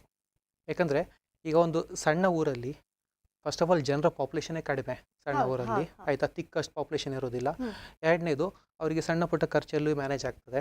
ಈಗ ಸಿಟಿಯಲ್ಲಿ ಹಾಗಲ್ಲ, ಅವರಿಗೆ ತುಂಬ ಎಕ್ಸ್ಪ್ಲಾಯ್ಟೇಷನು, ಅವರಿಗೆ ಮನಿ ಪ್ರಾಬ್ಲಮ್ಸ್ ಇರ್ತದೆ, ತುಂಬ ಸ್ಟ್ರೆಸ್ದು, ಡ್ರಗ್ಸ್ ತೊಗೊಳ್ಲಿಕ್ಕೆ ಹೋಗ್ತಾರೆ ಆಯಿತಾ, ಮತ್ತು ಪ್ರಾಸ್ಟಿಟ್ಯೂಷನ್ದು ಇಂಥವೆಲ್ಲ ಇರಬೇಕಾದ್ರೆ ಅಲ್ಲಿ ಸಿಟಿಯಲ್ಲಿ ಆಬ್ವಿಯಸ್ಲಿ ಹೆಚ್ಚು compared to a smaller village. Yes. So HIV ಬಗ್ಗೆ ಮಾತಾಡುವಾಗ ಸುಮಾರು ವಿಚಾರಗಳು ಇವತ್ತು ಬಂತು. ಆದರೆ ಒಂದು ಪ್ರಶ್ನೆ, HIV ಅಂತ ಹೇಳಿದ್ರೆ ಒಂದು ರೀತಿಯ ಮುಜುಗರ. HIV ಯಾರಿಗಾದ್ರು ಬಂದ ತಕ್ಷಣ ಅವರನ್ನು ಬೇರೆ ರೀತಿ ನೋಡುವಂಥದ್ದು, ಅಥವಾ ಒಂದು ರೀತಿ ಅಸ್ಪೃಶ್ಯರು ಅನ್ನುವಂಥ ಭಾವನೆ, ಮನುಷ್ಯರಲ್ಲ ಅನ್ನುವಂಥ ಒಂದು ಫೀಲಿಂಗ್. ಅದು ಯಾಕೆ ಹಾಗೆ ಇದೆ, ಅದು ಯಾಕೆ ತಪ್ಪು? ಇದು ಯಾಕೆ ಇದೆ ಅಂತ ಅನ್ಲಿಕ್ಕೆ ಅದು ಅಂಡರ್ಲೈನ್ ಹ್ಯೂಮನ್ ಸೈಕಾಲಜಿ, ಹೆದರಿಕೆ ಆಯಿತಾ. ಈಗ ಅವರಿಗಿದೆ, ಅವರಿಂದ ನನಗೆ ಬರುತ್ತೋ. ಸೊ ಇದು ಯಾಕೆ ಬರುತ್ತೆ ಅಂತ ಗೊತ್ತಿದ್ರೆ ತಾನೇ ಅವರು ಅದನ್ನ ಪ್ರಿವೆಂಟ್ ಮಾಡ್ಲಿಕ್ಕಾಗುತ್ತೆ. ಇವರಿಗೆಲ್ಲರಿಗೂ ಗೊತ್ತಿಲ್ಲ. ಎಲ್ಲರೂ ಅನ್ಕೊಂಡಿದ್ದಾರೆ ಇದು ಮುಟ್ಟಿದ್ರೆ, ಮಾತಾಡಿದ್ರೆ, ಹತ್ರ ನಿಂತರೆ, ಅವ್ರ ಜೊತೆ ಒಂದೇ ಪ್ಲೇಟ್ ಊಟ ಮಾಡಿದ್ರೆ, ಒಂದೇ ಸ್ಪೂನ್ ಯೂಸ್ ಮಾಡಿದ್ರೆ ಬರುತ್ತೆ ಅಂತ ಅನ್ಕೊಳ್ತಾರೆ. ಅದಕ್ಕಾಗಿ ಈ ಅಸ್ಪೃಶ್ಯತೆ ಟ್ರೈ ಮಾಡ್ತಾರೆ ಎಲ್ಲ ಜನ ಅಷ್ಟೇ. ಒಮ್ಮೆ ಈ ನಾಲೆಜ್ ಗೊತ್ತಿದ್ರೆ, ಈಗ ನಾವು ಹಾಸ್ಪಿಟಲ್ಲಿ ಪೇಷಂಟ್ ಬರ್ತಾರೆ ನಮ್ಮ ಹತ್ರ, ನಾವು ಪಕ್ಕದಲ್ಲಿ ಕೂತು ಮಾತಾಡ್ಸಲ್ಲ. ಸೊ ನಮಗೆ ಆಬ್ವಿಯಸ್ಲಿ ಗೊತ್ತಿದೆ ಯಾವುದರಿಂದ ಆಗುತ್ತೆ, ಯಾವುದರಿಂದ ಆಗೋದಿಲ್ಲ ಅಂತ. ನಾವು ಅವ್ರನ್ನ ಮುಟ್ತೇವೆ, ನಾವು ಅವ್ರ ಹತ್ರ ಮಾತಾಡ್ತೇವೆ, ಹ್ಯಾಂಡ್ ಶೇಕ್ ಮಾಡ್ತೇವೆ, ಏನಾಗುತ್ತೆ, ಏನೂ ಆಗೋದಿಲ್ಲ. ಸೊ ಅದು ಎಲ್ಲರಿಗೂ ಗೊತ್ತಿದ್ರೆ ಅದಾಗೋದಿಲ್ಲ. ಅದಕ್ಕಾಗಿ ತಾನೇ ಈ ಡಿಸೆಂಬರ್ 1 ವರ್ಲ್ಡ್ ಏಡ್ಸ್ ಡೇ ಅಂತ ಮಾಡಿರೋದು. ಯಾಕಂದರೆ ಟು ಗಿವ್ ದಿಸ್ ನಾಲೆಜ್ ಆಯಿತಾ. ಇದು ಯೂಶಲಿ ಇದು ವರ್ಲ್ಡ್ ಏಡ್ಸ್ ಡೇ ಎಲ್ಲಿ ಸ್ಟಾರ್ಟ್ ಆಗಿದ್ದು, ಔಟರ್ ಕಂಟ್ರೀಸಲ್ಲಿ. ಸೊ ಅಲ್ಲಿ ಮತ್ತು ಆಬ್ವಿಯಸ್ಲಿ ಅವರು ಇಂಗ್ಲೀಷಲ್ಲಿ ಜಾಸ್ತಿ ಇದು ಮಾಡ್ತಾರೆ. ಸೊ ಅದಕ್ಕಾಗಿ ನಮ್ಮ ಪಾಪ್ಯುಲೇಷನಿಗೆ ಅಷ್ಟಿನ್ನು ರೀಚ್ ಆಗಿಲ್ಲ ಅಷ್ಟೇ ಈ ವಿಷಯ. ಬಟ್ ಔಟರ್ ಕಂಟ್ರೀಸ್ ಎಲ್ಲರಿಗೂ ಗೊತ್ತಿದೆ ಮೆಜಾರಿಟಿ. ಅದಕ್ಕೆ ಅವರು ಅಷ್ಟು ಅಸ್ಪೃಶ್ಯತೆ ಮಾಡೋದಿಲ್ಲ. ಇಲ್ಲಿ ಅದು ಹೆಚ್ಚು, ಇನ್ನು ಅದಿನ್ನು ಮುಂದಕ್ಕೆ ಸರಿಯಾಗಬೇಕಷ್ಟೇ ಅಂತ ಹೋಪ್ ಮಾಡಬೇಕು. ಎಸ್, ಆದಷ್ಟು ಬೇಗ ಅದು ಸರಿ ಆಗಲಿ. ಒಳ್ಳೆ ಎಜುಕೇಷನ್ಸನ್ನು ತೊಗೊಂಡು ಬದಲಾಗಿ ಅಂತ ಹೇಳ್ಬೋದು. ಈಗ HIV ಇದ್ರ ಬಗ್ಗೆ ತುಂಬ ಮಾತಾಡಿದ್ವಿ. ಕ್ಯೂರೇಬಲ್ ಅಲ್ಲ ಅಂತ ಹೇಳಿದ್ರು ಕೂಡ ಕೆಲವೊಂದು ವರ್ಷದವರೆಗೆ ಇದನ್ನು ದೂಡ್ಬೋದು ಅಂತ ಹೇಳಿದ್ವಿ. ದೂಡ್ತಾ ಎಷ್ಟು ವರ್ಷಗಳ ಕಾಲ ನಾವು ಬಚಾವಾಗ್ಬೋದು? ಇದರಲ್ಲಿ ಸ್ಪೆಸಿಫಿಕ್ ಲಿಮಿಟ್ ಅಂತ ಇಲ್ಲ. ಇದು 5 ವರ್ಷ, 10 ವರ್ಷ, 20 ವರ್ಷ ಅಂತ ಲಿಮಿಟ್ ಇಲ್ಲ. ಇದು ಬಾಕಿ ಯಾವುದೇ ಕಾಯಿಲೆಗಳನ್ನು ಎಷ್ಟು ಸರಿಯಾಗಿ ಜನ ನೋಡ್ಕೊಳ್ತಾರೆ ಅದೇ ಥರ ಅವರ ಜೀವನ ಮುಂದೆ ಹೋಗುತ್ತಲ್ವಾ. ಈಗ ಒಂದು ಹಾರ್ಟಿಗೆ ತೊಂದರೆ ಇದೆ ಅಂದ್ಕೊಳ್ಳಿ, ಅವ್ರು ಕರೆಕ್ಟ್ ಟ್ರೀಟ್ಮೆಂಟ್ ತೊಗೊಳ್ತಾರೆ. ಅವ್ರು ಅದಕ್ಕೆ ಎಷ್ಟು ಬೇಕೋ ಅಷ್ಟು ಮಿತವಾಗಿ ಎಕ್ಸಸೈಸ್ ಮಾಡ್ತಾರೆ, ಎಷ್ಟು ಬೇಕೋ ಅಷ್ಟು ಫುಡ್ ನೋಡ್ಕೊಳ್ತಾರೆ, ಅವ್ರ ಜೀವನ ಕಾಲ ಹೆಚ್ಚು. ಅದೇ ಥರ HIV ಏಡ್ಸಲ್ಲಿ ಕೂಡ ಹಾಗೇನೆ. HIV ಇಂದ ಫಸ್ಟ್ ಆಫ್ ಆಲ್ ಏಡ್ಸಿಗೆ ಹೋಗದೇ ಇರುವಂಥ ತಡೆಗಟ್ಕೊಳ್ಬೇಕು. ಏಡ್ಸ್ ಒಮ್ಮೆ ಬಂದರೆ then it is short period, 2-3 years. AIDS ಅಂದರೆ ಆ ಲಾಸ್ಟ್ ಸ್ಟೇಜ್. ಏಡ್ಸಿಗೆ ಬಂದರೆ ಮತ್ತೆ ತುಂಬ ಹೆಚ್ಚೇನು ಮಾಡ್ಲಿಕ್ಕೆ ಆಗೋದಿಲ್ಲ. 2-3 ಇಯರ್ಸಲ್ಲಿ ಮಲ್ಟಿಪಲ್ ಇನ್ಫೆಕ್ಷನ್ಸ್ ಬಂದು ರೆಸ್ಪಾಂಡ್ ಆಗದೆ ತೊಂದರೆ ಆಗ್ತದೆ. ಅದೇ ಈ ಲೈಟೆಂಟಿಂದ ಏಡ್ಸಿಗೆ ಹೋಗದೇ ಇರೋ ನೋಡ್ಕೊಳ್ಳೋದು, ಇದು ಕರೆಕ್ಟಾಗಿ ನೋಡಿಕೊಂಡ್ರೆ ಇದಕ್ಕೆ 30, 40, 50 ಇಯರ್ಸ್ ಕೂಡ ಹೋಗ್ಬೋದು. ಈಗ ನನಗೆ ಗೊತ್ತಿರೋದನ್ನ 30-40 ಇಯರ್ಸಿಂದ ಜನ ಇದ್ದಾರೆ ಆಲ್ರೆಡಿ, ವಿತ್ ಟ್ರೀಟ್ಮೆಂಟ್ ಇದ್ದಾರೆ. ಸ್ವಲ್ಪ ಕಾಲ ಇಲ್ಲದೇ ಇತ್ತು, ಆಮೇಲೆ CD4 ಕೌಂಟ್ ಕಡಿಮೆ ಆಗ್ತಾ ಬಂದಾಗ ವಿತ್ ಟ್ರೀಟ್ಮೆಂಟ್ಲಿದ್ದಾರೆ. ನಿಯರ್ಲಿ 30-40 ಇಯರ್ಸ್ ಆಯಿತು. ದೇ ಆರ್ ಫೈನ್ ಆಯಿತಾ. There is no limit as such. But ಎಲ್ಲ ನೋಡ್ಕೊಳ್ಬೇಕು. ಮೆಡಿಸಿನ್ನು, ಫಾಲೋ ಅಪ್, ಅವರ ಸೈಕಾಲಜಿಕಲ್ ಸ್ಟೇಟಸ್, ಅವರ ಡಯಟ್, ಅವರ ಎಕ್ಸಸೈಸ್, ಅವರಿಗೆ ಬೇರೆ ಕಾಯಿಲೆ ಅಂದರೆ ಅವರಿಗೆ ಶುಗರ್ BP ಇದ್ದರೆ, ಈಗ ಒಂದು HIV ಅವರಿಗೆ ಶುಗರ್ BP ಕೂಡ ಬರ್ಬೋದಲ್ಲ. ಸೊ ಶುಗರ್ BP ಬರ್ಬೋದು, ಹಾರ್ಟ್ ತೊಂದರೆ ಬರ್ಬೋದು. ಸೊ ಬರೀ HIV ಮಾತ್ರ ನೋಡ್ಕೊಂಡ್ರೆ ಆಗೋದಿಲ್ಲ, ಬಾಕಿ ಎಲ್ಲ ನೋಡಿಕೊಂಡ್ರೆ ಅವರ ದೇವರದಿಂದ ಆರಾಮಾಗಿ ಬದುಕ್ಬೋದು. ಎಸ್. ಈಗ ಜನರಲ್ ಆಗಿ ನನಗೊಂದು ಪ್ರಶ್ನೆ, ಈಗ ಯಾರಿಗಾದರೂ ಏಡ್ಸ್ ಇರುತ್ತೆ ಅಂತ ಅಂದ್ಕೊಳ್ಳಿ, ಒಂದು ಯುವಕ ಅಂತ ಅಂದ್ಕೊಳ್ಳಿ, ಮದುವೆ ವಯಸ್ಸು ಬಂತು, ಏಡ್ಸ್ ಇದೆ ಅಂತ ಅವನಿಗೆ ಗೊತ್ತಿದೆ, ಆದರೂ ಅವನಿಗೆ ಮದುವೆ ಮಕ್ಕಳು ಅನ್ನುವಂಥ ಒಂದು ಯಾವುದೋ ಒಂದು ಅದು ಆಸೆ ಇರುತ್ತೆ. ಪ್ರತಿಯೊಬ್ಬರಿಗೂ ಮದುವೆ ಆಗಬೇಕು, ಮಕ್ಕಳಾಗಬೇಕು ಅನ್ನೋಂಥದ್ದು. ಆ ಟೈಮಲ್ಲಿ ಅವ್ರು ಏನು ಮಾಡಬೇಕು ಡಾಕ್ಟರ್? ಮದುವೆ ಆಗಿ 2 ಜೀವಗಳಿಗೆ ಆಪತ್ತು ತರಬೇಕಾ, ಅಥವಾ ಅದರಿಂದ ಏನಾದರೂ ಬಚಾವಾಗುವಂಥ ಮಾರ್ಗ ಇದೆಯಾ? ಅಲ್ಲ, ಯೂಶಲಿ ಇವಾಗ ಒಬ್ಬರಿಗೆ ಗೊತ್ತಿದ್ರೆ, ಅವರು ಗೊತ್ತಿದ್ದು ಕೂಡ ಒಂದು HIV ಇಲ್ಲದೇ ಇರೋರನ್ನ ಮದುವೆ ಮಾತ್ಕೊಳ್ಳೋದು ಅದು ಸರಿ ಅಂತ ಹೇಳಲಿಕ್ಕೆ ಆಗೋದಿಲ್ಲ ಅಲ್ವಾ.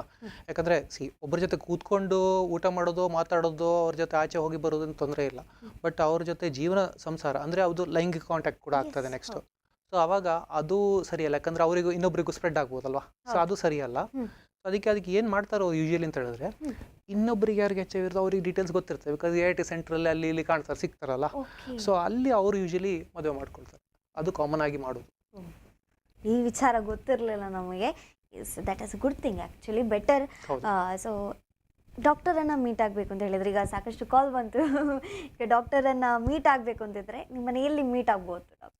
ನಾನು ಮಂಗಳ ಕಿಡ್ನಿ ಫೌಂಡೇಶನಲ್ಲಿ ಇರ್ತೇನೆ, ಕದ್ರಿಯಲ್ಲಿ, ಮಂಗಳೂರಲ್ಲಿ ಇರ್ತೇನೆ ನಾನು. ಎಸ್. ಸೊ ಬಹಳ ಖುಷಿ ಆಯಿತು ಇವತ್ತು ನಿಮ್ಮನ್ನು ಭೇಟಿಯಾಗೋದ್ರ ಜೊತೆಗೆ.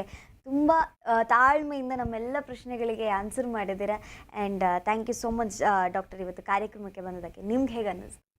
ಭಾಳ ಖುಷಿ ಆಯಿತು. ಮತ್ತು ಈಗ ನಮಗೆ ಖುಷಿ ಆಗೋಕ್ಕಿಂತ ನಾವು ಹೇಳಿದ್ನೆಲ್ಲ ಕೇಳ್ಕೊಂಡು ಕರೆಕ್ಟಾಗಿ ಫಾಲೋ ಮಾಡಿ ಎಲ್ಲರೂ ಸೇಫ್ ಆಗಿದ್ರೆ ಅಷ್ಟು ಖುಷಿ ನಮ್ಗೆ ಬೇರೇನಿಲ್ಲ. ಆಹಾ, ಡಾಕ್ಟರ್ ಪೇಷಂಟ್ಸ್ ಬರೋದು ಬೇಡ ಅಂತ ಎಕ್ಸ್ಪೆಕ್ಟ್ ಮಾಡ್ತಾ ಇದ್ದಾರೆ, ಕರೆಕ್ಟ್ ಅಲ್ಲ? ಎಸ್. ಸೊ ಖುಷಿ ಆಯಿತು ಡಾಕ್ಟರ್ ನಿಮ್ಮ ಮಾತುಗಳನ್ನು ಕೇಳಿ. ಎಸ್, ನೀವು ಕೂಡ ಯಾವತ್ತು ಖುಷಿಯಾಗಿರಿ ಅಂತ ಹೇಳ್ತಾ thank you so much doctor. Thank you, ನಮಸ್ಕಾರ. ಎಸ್, ಸೊ ಇವತ್ತಿನ ಕಾರ್ಯಕ್ರಮದಲ್ಲಿ ಏಡ್ಸ್ ಅನ್ನುವಂಥ ವಿಚಾರದ ಬಗ್ಗೆ ಮಾತಾಡಿದ್ರು. HIV ಏಡ್ಸ್ ಹೇಗಾಗುತ್ತೆ, ಏಡ್ಸ್ನಿಂದ ಜೀವನದಲ್ಲಿ ಏನೆಲ್ಲ ನಾವು ಕಳ್ಕೊಳ್ಬೇಕಾಗುತ್ತೆ ಅನ್ನುವಂಥದ್ದು.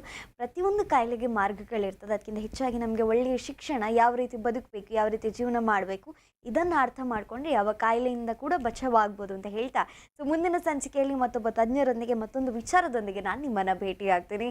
ಅಲ್ಲಿವರೆಗೂ ಸುದ್ದಿ ಹಾಗೂ ಮನೋರಂಜನೆಗಾಗಿ ನಿರಂತರವಾಗಿ ನೋಡ್ತಾ ಇರಿ ನಿಮ್ಮ ನೆಚ್ಚಿನ ಸ್ಪಂದನ TV. ನಮಸ್ಕಾರ.